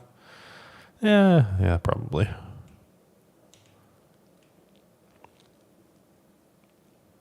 I should probably stop chatting and play, but it's fine. Now I need another land. Hopefully get this Saga going, but we'll see. There's Uro. Okay, well they have their creature finally. There's probably like 3 Uros and 2 4th Alorangas, maybe 1. And then they have Yorion, so they're really, really win condition light. But they are about to put a 6/6 into play, so, you know. It's pretty good. I can temporarily bounce it with Teferi a few times, potentially. White mana would be great. Honestly, as soon as I get a Cephalid Illusionist, I'm okay. We do have swords. We don't have white mana, though. So, you know, a few things have to happen in order for all this to work out well. Brainstorm. Okay, well, that didn't work out so well the last time we tried this, but I'm willing to give it another go. Finally. Okay, so I'm going to put back the Dread Return and the Swords to Plowshares. I am going to find a white land, probably Tundra. Yep, Tundra. Okay, that's the only one that we've got left. Yeah, I guess I'm just going to Swords this now. I don't want them to attack or anything like that. And I can plus this. Okay, so I need to find an Illusionist. I can bounce Leyline Binding, or maybe I don't even need to do that at this point because I have the Shuko coming in and I have a Nomads in hand. But I need 2 blue mana to be able to cast the Thassa's Oracle from hand. I technically can bounce the Ground Seal too. So there's a few things that we can do here. A Nadu would be nice. There's a lot of things that would be really nice to have. What is this? Null Drifter. Oh. Okay. That is something that I'm very excited to have a swords for. Wow. Yeah, sure. Hardcast a Null Drifter. Oh, well, thank you very much, Jason, for stopping by. I hope that you have a good rest of your evening at your friend's house. Oh, okay, there we go.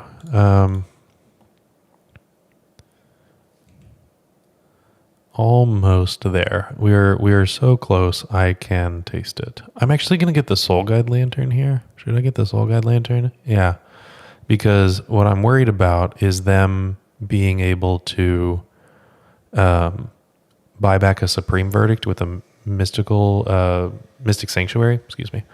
So I don't want that to happen. And let's see. I'm going to play out the Illusionist, not the Nomad, and I'm going to not do anything with the Soul Guide Lantern yet. Right? Yeah, I can just leave this. So that's fine for now.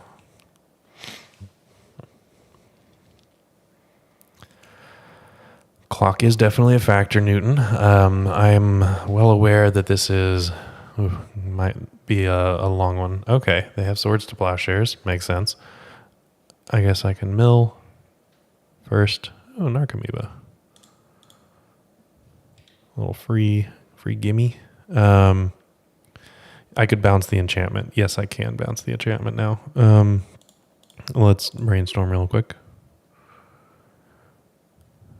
Saga. I could just win with Saga. I don't know.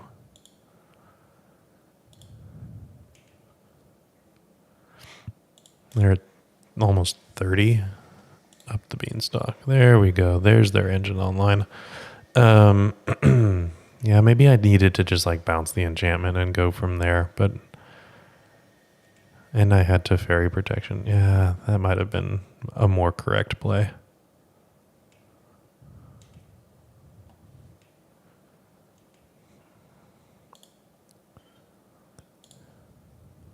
I'm going to exile here. I guess I didn't need to do that. I really should have probably gotten more information first. But that's fine. Okay, Saga.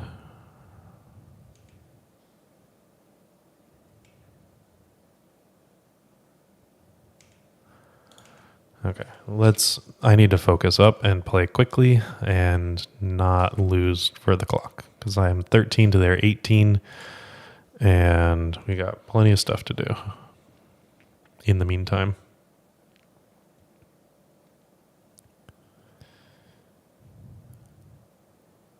Another Null Drifter. Okay.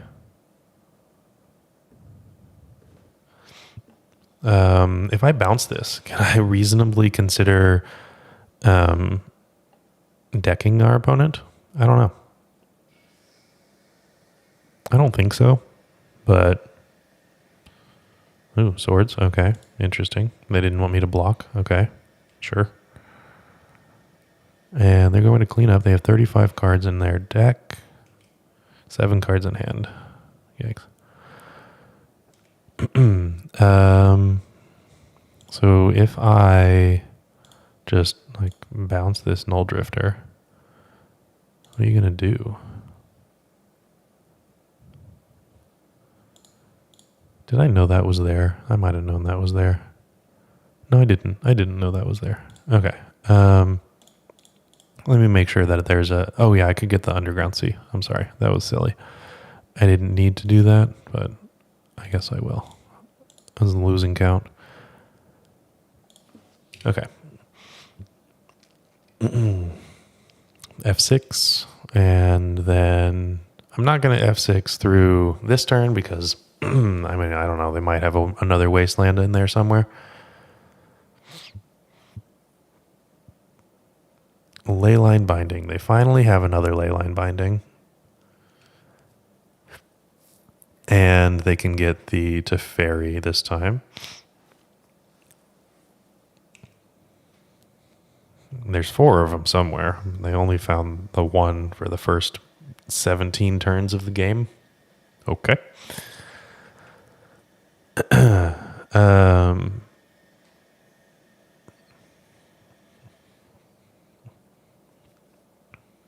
Another Ground Seal. Okay. Now I have like Nadus and things in my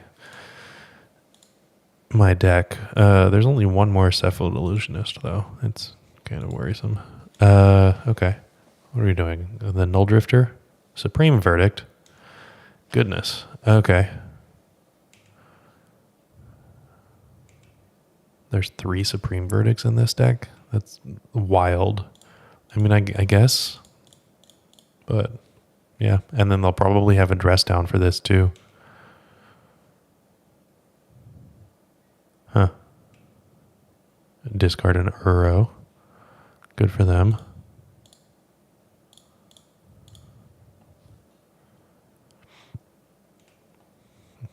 I don't have any targets, do I? Okay, what am I working for? Nadus, Teferis. There's a Cephalid Illusionist and a Nomad. That's wild. I really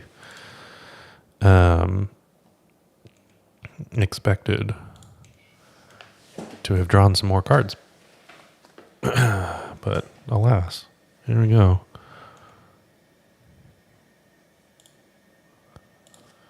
Alrighty.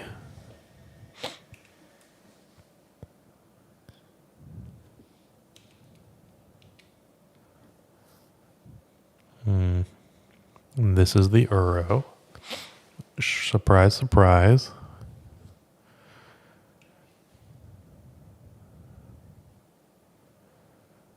We got this. I think that I've misplayed quite a bit.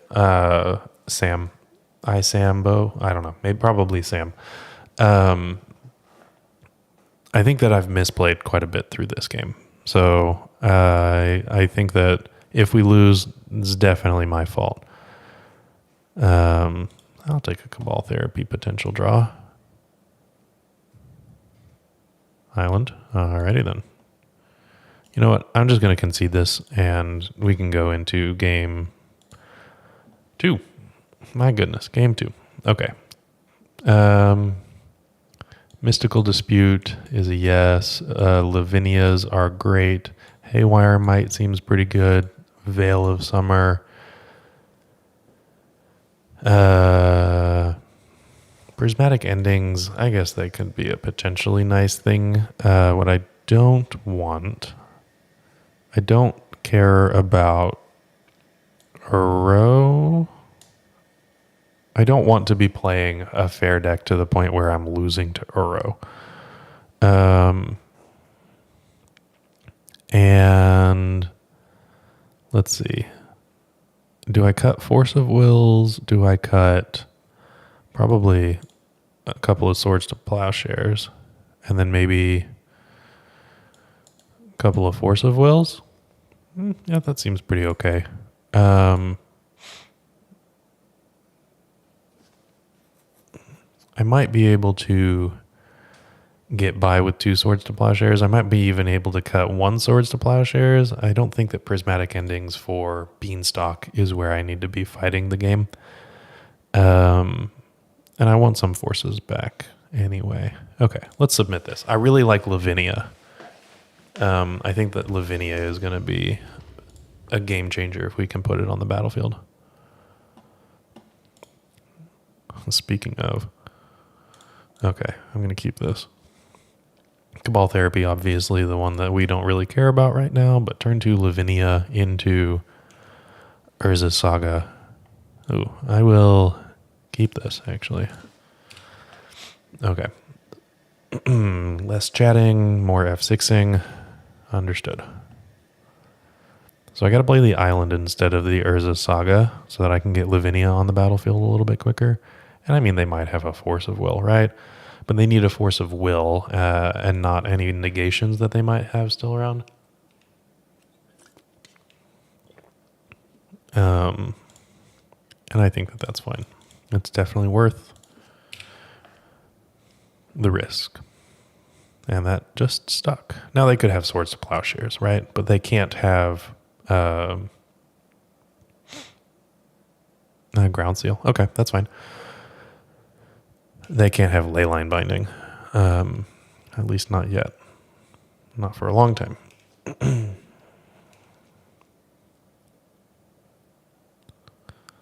Yeah, let's just Urza Saga this up.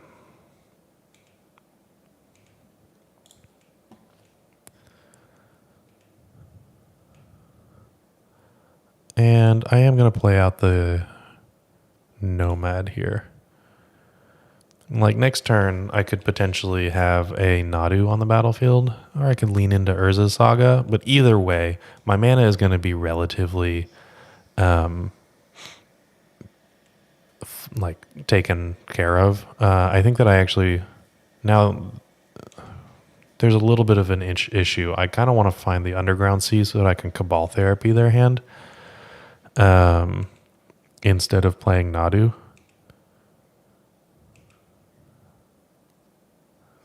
And I think that that's what I'm going to do. I think that I'm going to name Supreme Verdict.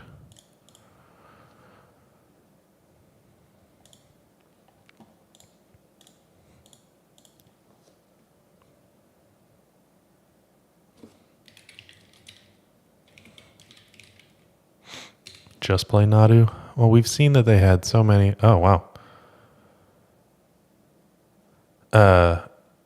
They can't force. Yeah, sure. But, like, what am I going to do? I'm going to have 6 activations. They're going to Supreme Verdict, and then I just, like, have nothing?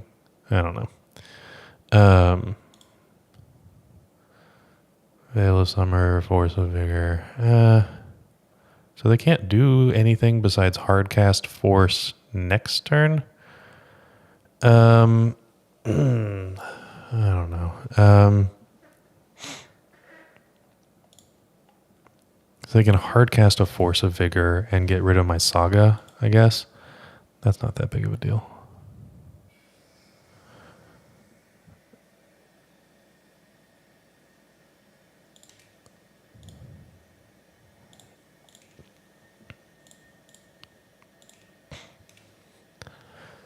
They don't have Supreme Verdict mana. Well, they would have needed another white, but they would have needed another land anyway.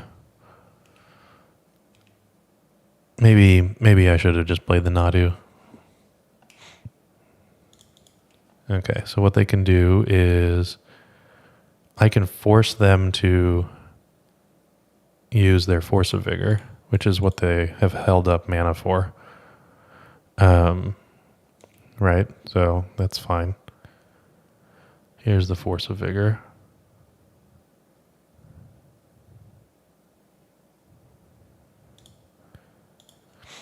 Okay, well, I will learn from my mistake and I will play Nadu right now. Oh, well, that could be potentially useful in a little bit.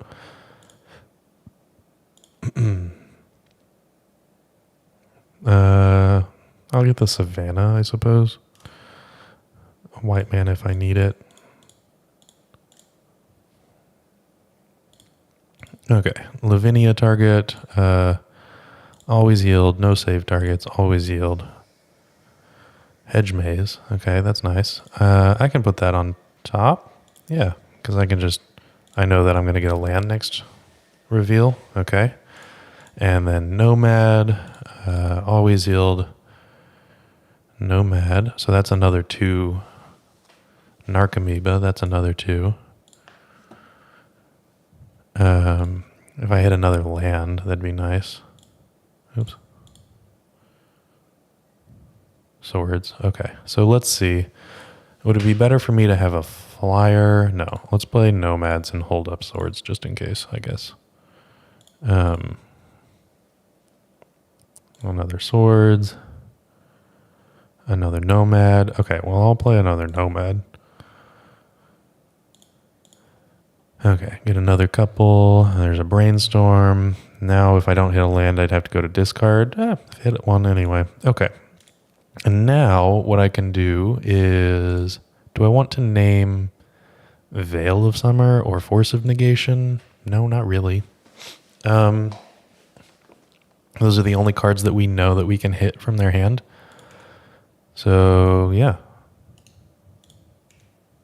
Okay, cool. And then I'm going to draw 1, 2, 3, 4, 5, 6, 7, 8, 9, 10. 10 cards or make lands in their upkeep. Probably not. Probably let them make an action.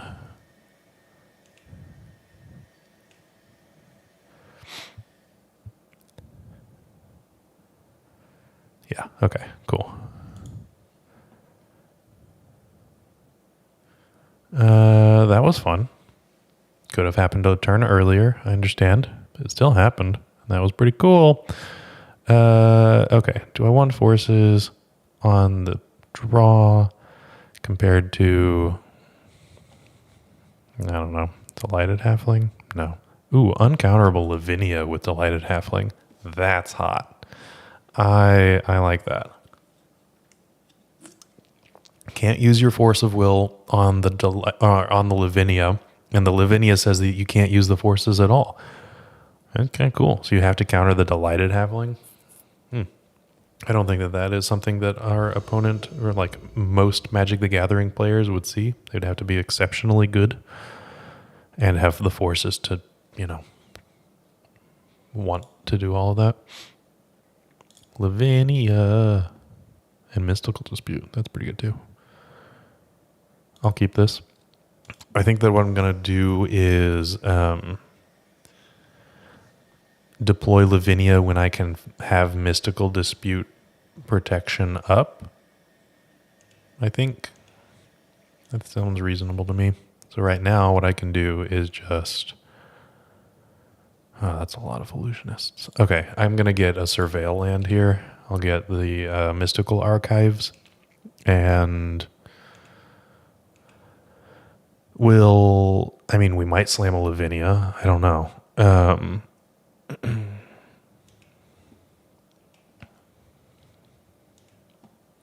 Maybe I will. Maybe I'll slam a Cephalid Illusionist instead. I've got plenty of those. Okay, Meticulous Archive.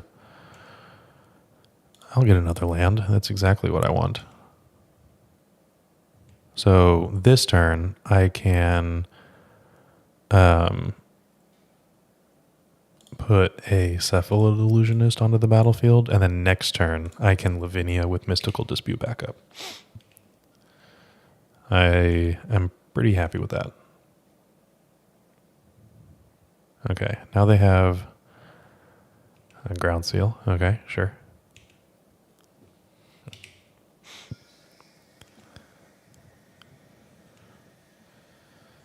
Teferi. That's pretty good. It'd be a nice follow-up. Hand off the keyboard so that I don't accidentally click some. Oh, that just resolved. Okay, so you have a Swords to Plowshares probably.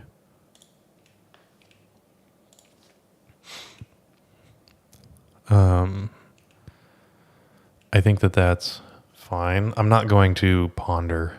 Like, I still want to hold up this Mystical Dispute, just in case. Yeah, there it is. Okay, that's fine. Oh,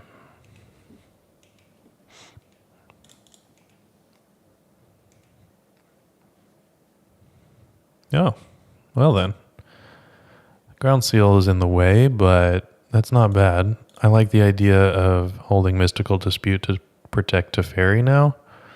And I've got Nadu as well. I'm under 5 minutes, so this has got to be quick. I will play out another Illusionist.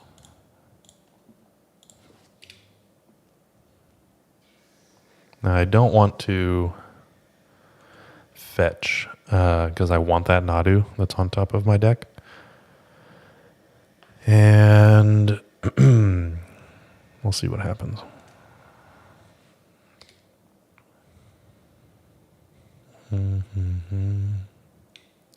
This is probably going to come down to me timing out, unfortunately. Spent too much time yapping, and I should have conceded that last game way earlier than I did. However, here we are. Okay. Teferi, Mystical Dispute backup. I mean, they're representing plenty of problematic mana. Although, if they're hard casting a Force of Negation, that means they are not holding up Mystical Dispute mana. Okay, what do I want? Oh, I want a Tundra here. Yeah.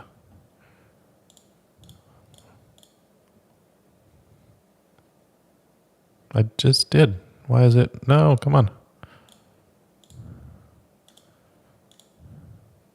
Oh my gosh.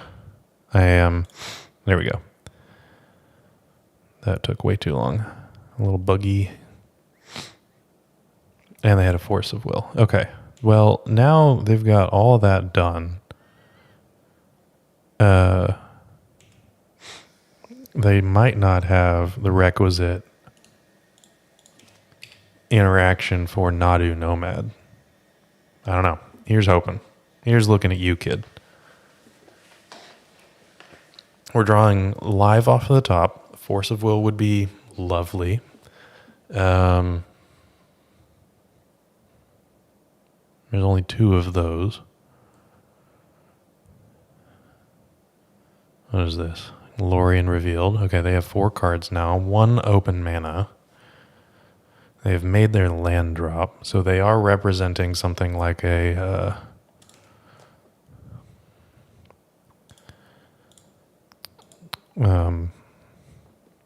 ley line, but we'll see what happens with that.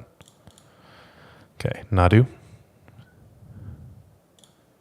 Okay, well, let's get some. Oh yeah, that's right. I am technically going to mill some things out. I should probably not do that. I should probably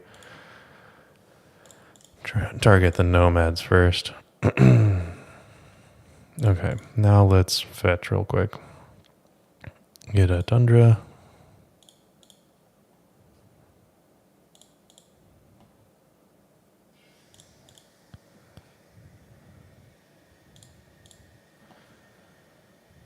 Okay, that's pretty fun.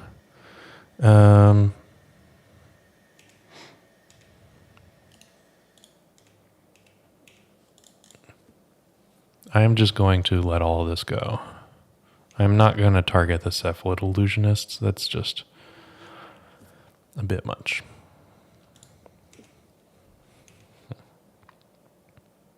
They have 5 cards in hand. Carpet of Flowers. That's a shit ton of mana. I'm sorry, that's a lot of mana. My apologies.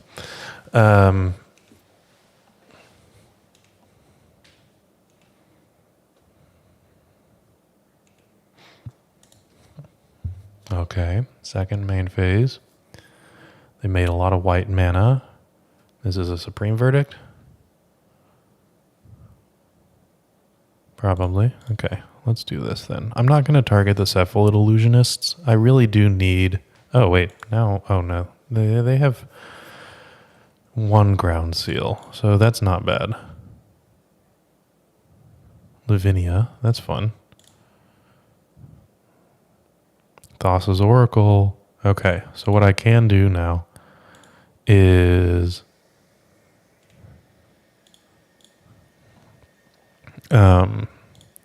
mill.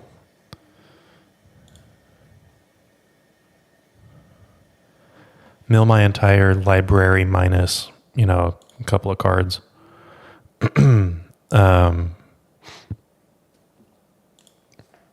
And then they're Supreme Verdicting, and they have 2 cards in hand.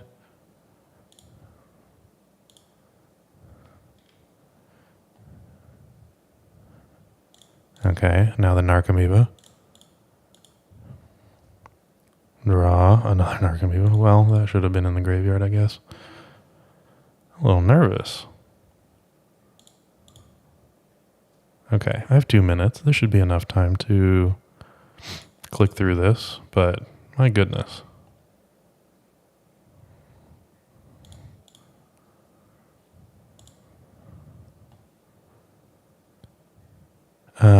Yes, I will play Lavinia. And I realized that I should have been targeting the second one to get the Nadu triggers. Okay. Gotta click fast.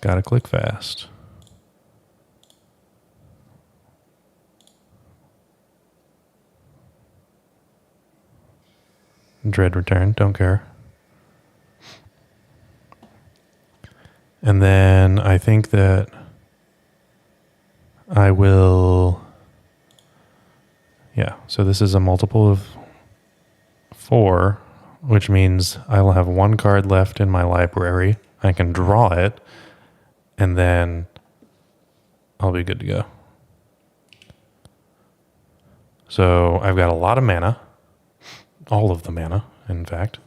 They put Yorion into hand. Okay. I've got a little under 2 minutes. I'm very nervous. My voice is shaking. This Misty Rainforest is useless. And are they conceding? They said GG's. I don't know. That was a really, really fun kind of change of pace. We drew the Thassa's Oracle, which is allowing us to mill our entire deck. That was pretty cool. GG's opponent. Cool.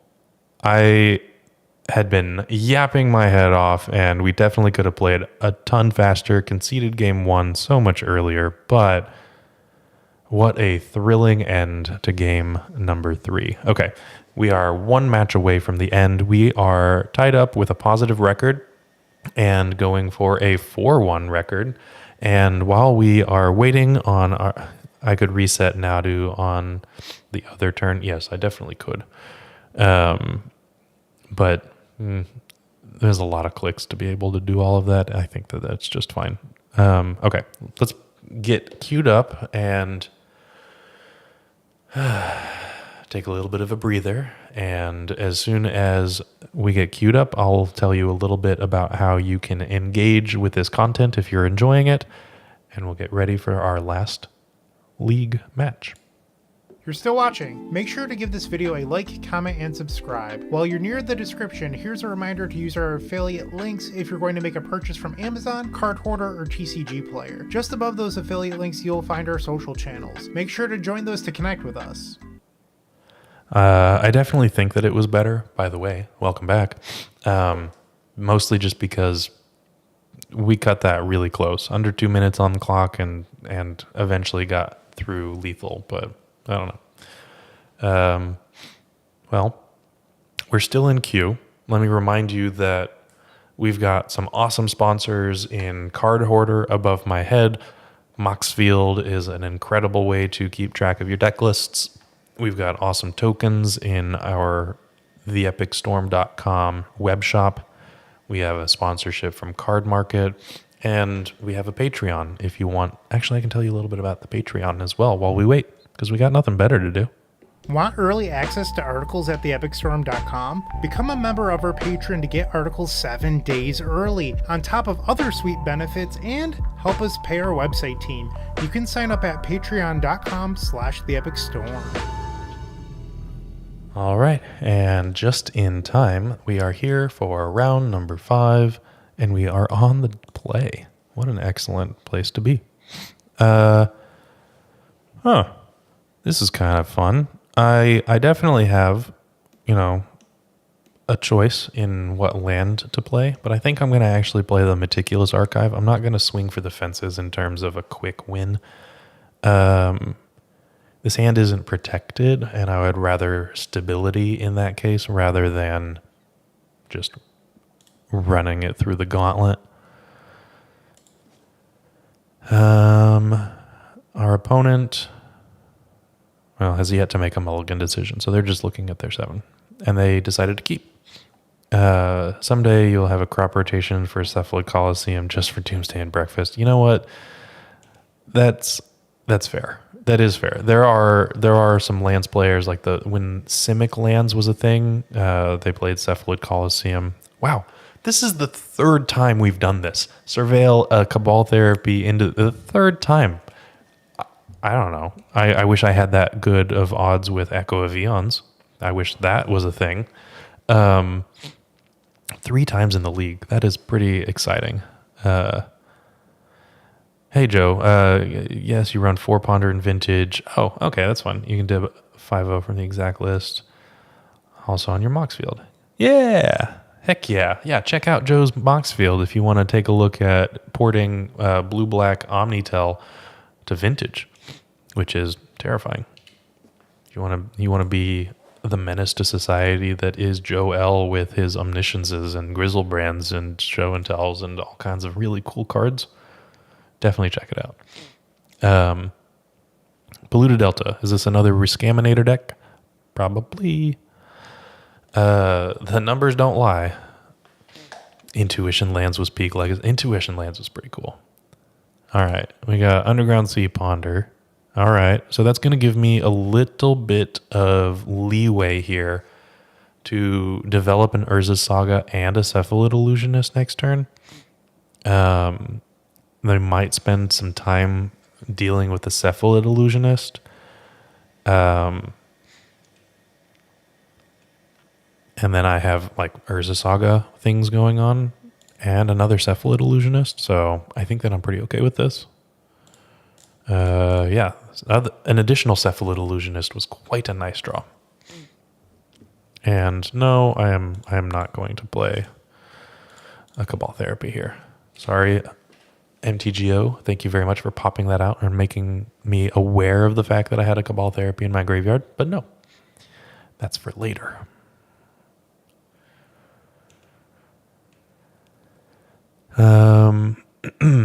Wasteland. Okay, well, they're potentially dealing with... Yes, okay. The Cephalid Illusionist and the Urza Saga. Kind of all in one. I will at least get a construct token out of the deal. It's just fine. And I might as well play out the Tundra. Like, they're not going to wasteland my Tundra with an Urza Saga ticking up. I think that would be... I mean, they could. They really, really could, but I would be able to get a Shuko. It would be a next level play where they're like, yeah, I can deal with a Shuko. You're down 2 lands instead of 1 because the Saga is going to go away. But yeah, not something that they wanted to risk. I think that actually is a fairly compelling consideration. Shuko kind of puts it over the edge, right? What am I going to tutor? It's moderately concerning. So now I have a few things that I am deficient in. I don't have protection. I don't have a secondary win condition, and I don't have something to target my Cephalid Illusionist. But I'm feeling okay. The Swords to Plowshares is quite nice. If we have the chance to deploy it on something other than an Orcish Bowmaster, I think that I will be happy. I don't think that I'm going to trade here. I'm going to attack again and offer the trade with the Orcish Bowmaster, though. Orcish Bowmasters. And another Wasteland. Okay. Tough.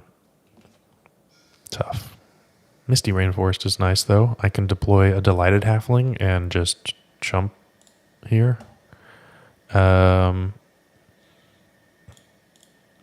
Not chump at all. Just stall out the board here. Do I want another Tundra? Do I want... Oh, I need a green. So I'm looking at Savannah or Tropical Island.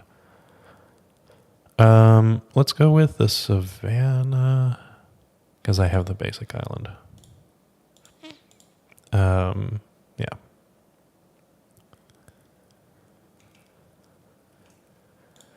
Let's offer the trade. Survey says they won't take it, but that's fine. Excuse me. Okay.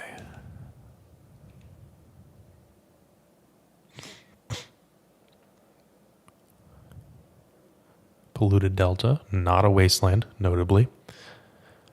And what is this? A Ponder? Brainstorm. Okay. That's fine. So I can untap Swords, the Orcish Bowmasters, and Ponder myself. All through days. I don't want to Swords, the Orcish Bowmasters, unless I really have to right now, because I will be opening myself up to days. I didn't want to open up either the Halfling or the Swords to days on my previous turn, and I would have if I had to play both out. Tamiyo. Okay. Did that in the opposite way that you probably would have wanted to. Might have been the pause in their decisions, but that's fine. They have 5 cards in hand. That's quite a lot. I mean, we are about to draw up to 5 as well. Ponder. Okay, well.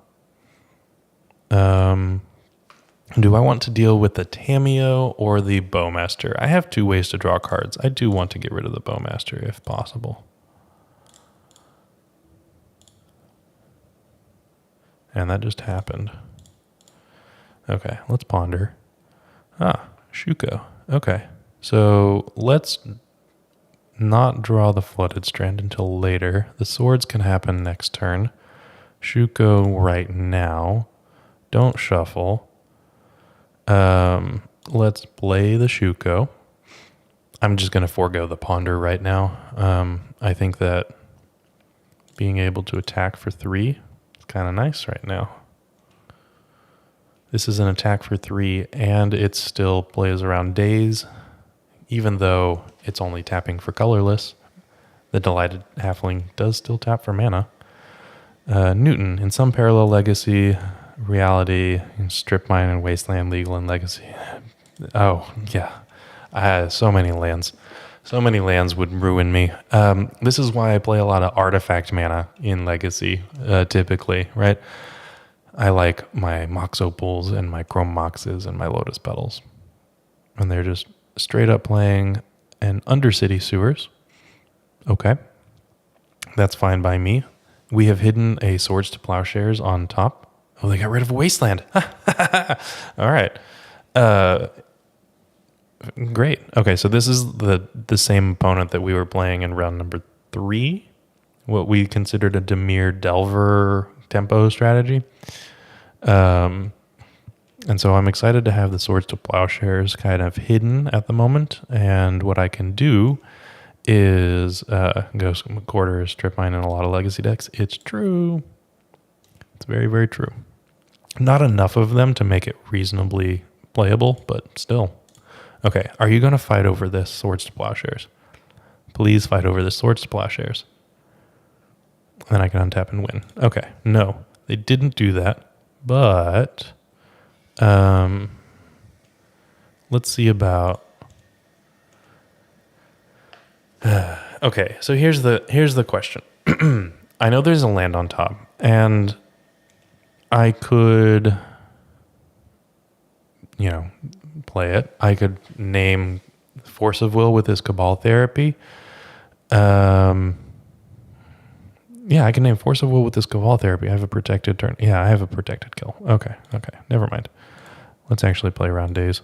How about that? This Delighted Halfling can go. I'll name Force of Will. And I should, fingers crossed. Oh, they didn't have anything. Oh, okay. Cool. How about a win? How about a win on the board? Yeah, you get to see what I'm working with, which is fine. But I get to win. And I will happily show you the cards that I've registered for this league if it means that I'm going to win. Very happy with that. It's a great exchange. More Narcomoebas, more Narcomoebas, more Narcomoebas. They see that we're Nadu. Who cares? All the Narcomoebas. That was a lot of them all at once. All the Nadus are gone. No, not all of them. There's a Teferi. They see the Teferi now. And the Soul Guide Lantern main deck, which is going to go. It's going to leave. Matter of fact, there's the Thassa's Oracle and the Dread Return. Just a couple more of these and we'll be good to go. Okay, cool. 1, 2, 3, 4. Well, yes, they can see the 4 Nadu right there. So my opponent asked if I was playing 4 Nadu. And I'm just going to say, looks like it, exclamation mark. I didn't really come up with this deck list. This is just the winning list from the challenge.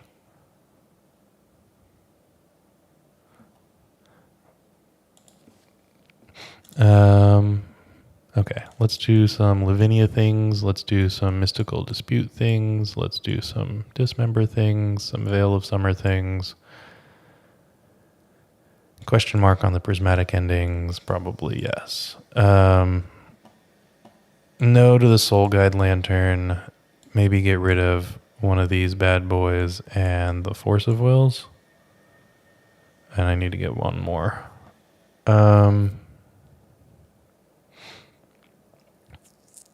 Do I get rid of... What did I do before? I don't know if I was particularly happy, because I don't think that I actually added Lavinias in. I'm not going to cut a basic plains. They're a wasteland deck, and I really like my Swords to Plowshares against them. I'm not going to cut more of my 3-drops. I feel like that's fairly good. I might have cut the Halfling plan.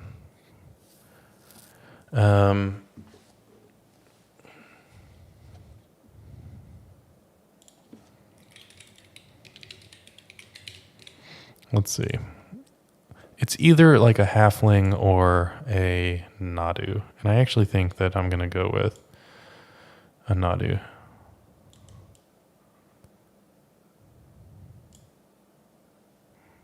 Yeah, let's do that. They're like a Fatal Push deck. Which, you know, I mean, we are kind of designed to beat if we combo with a Nomad, but we have Teferi, uncounterable Teferi. That's kind of really exciting. I don't want to cut Delighted Halflings if I can do that on turn 2. Seems really exciting and a compelling reason to keep it in. So, yeah, that's kind of where I'm sitting at. The current action is nope 5, the 4 you see plus 1 in hand. Yeah, that's what I should have said. Definitely.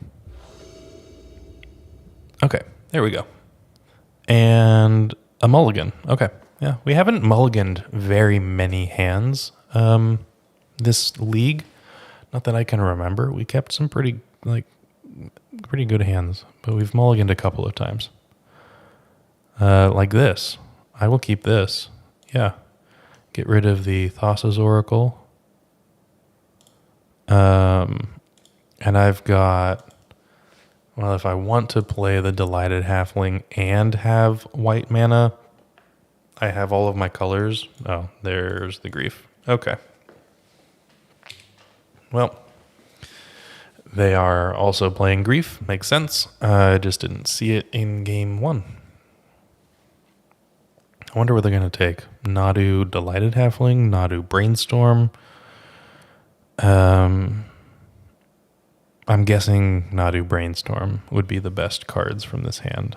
Although that Delighted Halfling is, you know, potentially a good target. I don't know. They are thinking about it, though. I mean, they might not have a Reanimate, for what it's worth. They might have like a Tameo or something like that. They took the Brainstorm. Okay. Yeah, they don't even have anything. Oh, okay. Interesting. Oh, that's a fun one. All right, let's get a Savannah here. Yeah, let's get a Savannah. Play the Delighted Halfling. Could be Fatal Pushed. I don't know. We'll have to see. Could be Dazed.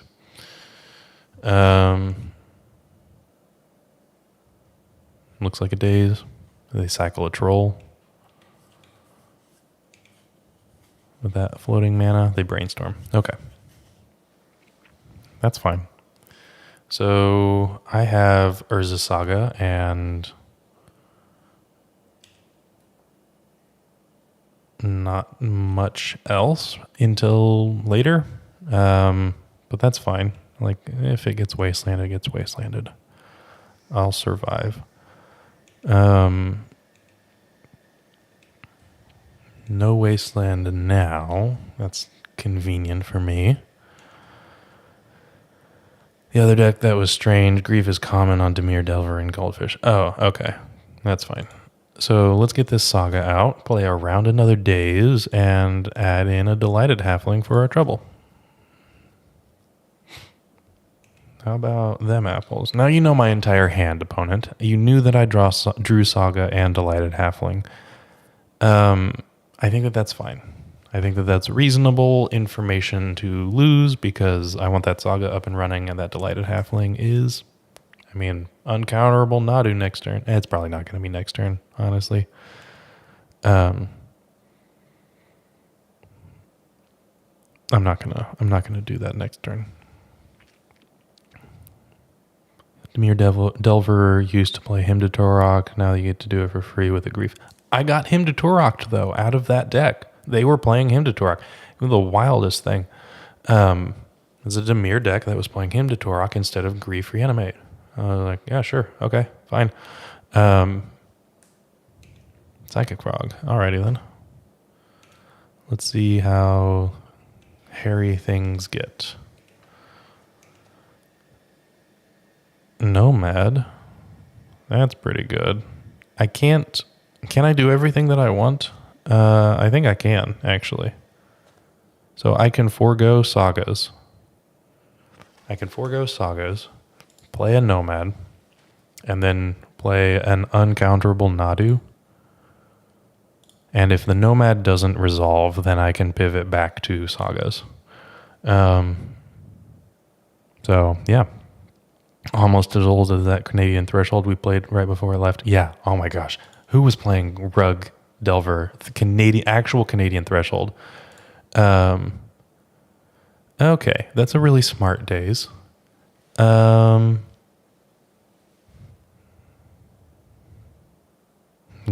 opponent says they guess they should have just taken the Nadu. I think that I'm going to let this go. No pay, because I've got a Saga coming out with a Shuko next turn. And I'm not going to... I'm going to go with the Saga tokens. This might come back to bite me. If they have some discard that I am going to meet. Okay, well, they had a Wasteland, so that's fine. I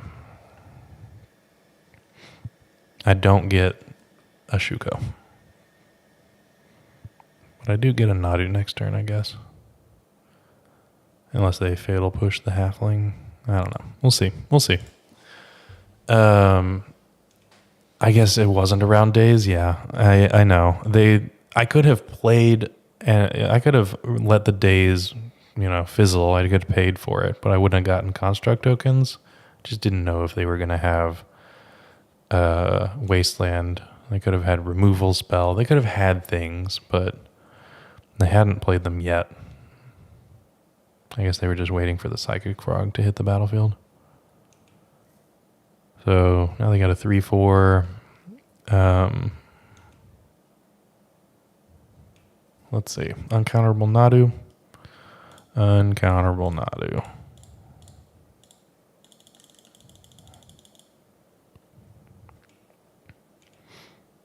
Okay.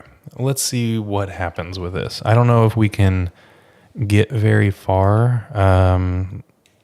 We don't have anything to target our creatures yet. But who knows? Who knows what's going to happen? We do have a Narcomoeba to block these Psychic Frogs. So we'll see. Shuko off the top next turn, called shot. Yeah, absolutely. Shuko right off the top. Easy peasy, lemon squeezy. Okay, so they make this flying. They have 2 cards in hand. I am not blocking with Nadu. No, thank you. So they are just going to get to draw a card. They go up to... Oh, they pitch a Polluted Delta. Okay, so it's a 4/5. It's a 5/6. They pitched a Grief. They draw a card. I don't know why they would have pitched a Grief. If they had a black card, which they didn't end up drawing, they drew a Ponder. But if that Ponder finds a black card, they could have griefed me. That might have been more valuable than 1 extra point on the Psychic Frog. I don't know. All right, Shuko off the top, right? That's what we were talking about. That's pretty good. That's pretty good. With 1 card in hand, though, is that actually worth it? I actually think, strangely enough, I want a Narcomoeba to block and a Delighted Halfling. I can worry about the Lavinia later. So I have a flyer to block the Psychic Frog. And Lavinia next turn. I think that's reasonable. I don't know. They have 2 cards in hand. I'm going to prevent them from drawing a third. And... oh. Okay, well, I'm blocking with the Delighted Halfling. They didn't give it flying. So I'm blocking with the Delighted Halfling instead, and then keeping the flyer until later, because this is more valuable than the Delighted Halfling at this point in time. Oh.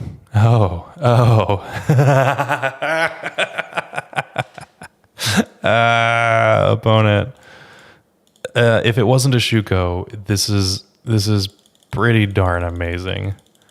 How about an uncounterable Teferi Time Raveler? I'm going to bounce your frog, and yeah, okay. There we go. We won the match. All right, so that was pretty fun. Yeah, that was it. Our opponent did say that they should have taken the Nadu from that initial grief. I kind of agree. They took the Brainstorm, not a bad decision. We didn't have the most amazing Nadus until later. We didn't ever actually trigger it. We were just attacking for 3. But very, very powerful. Okay. So excellent time. I had a lot of fun with that. We got a positive record, a nice 4-1 with Nadu Breakfast. I'm going to open up these chests and we're going to see what's going on in Chestland. All right, so let me open up all of these. I think that it's going to be more than... I think I have 7, so we're just going to open them all up. Survey says 150 or 180 play points. Okay, not bad. And Stony Silence, get that out of here. Nothing else good. Okay. Adeline Resplendent Angel, is that right? Yeah, that's kind of cool. Okay. Neat. Not bad. And I think that was, like you just said, Newton, a very good return run. This deck list was quite a lot of fun. I think that this Delighted Halfling, much better than any other mana dork in this specific deck. We don't have a lot of generic mana, right? The Cephalid Illusionist, the Narcomoeba, but we do have more than our fair share of legends, right? Teferi, Nadu, and this Lavinia. And we really did take full advantage of that uncounterable nature that Delighted Halfling actually was able to give. Plus, we were a hyper efficient combo deck that was able to just turn the corner with a good top deck and win the game. In that case, the top deck was Teferi Time Raveler, and it was just chef's kiss. And we're not playing things like Orm's Chant or things like that our other main deck lists are playing. You see Nadu and Orm's Chant in the same deck. I think that's stretching it a little bit too far. Could be wrong. Maybe it's perfect. I don't know. But at the very least, I know that I was really happy with this list. So thank you very much. I will actually be back next week. I'm not traveling until later in July, so you're going to get a string of streams over the next couple of weeks. I'm really excited to do this, especially with all the new Modern Horizons toys that are coming out. So look for a YouTube poll in the community section of our YouTube channel and vote for what you want to see next. We had a couple of really good runners up for this stream, and I'm really excited to potentially play with them next week. Anyway, thank you very much for hanging out, and I will see you in the future. Bye-bye.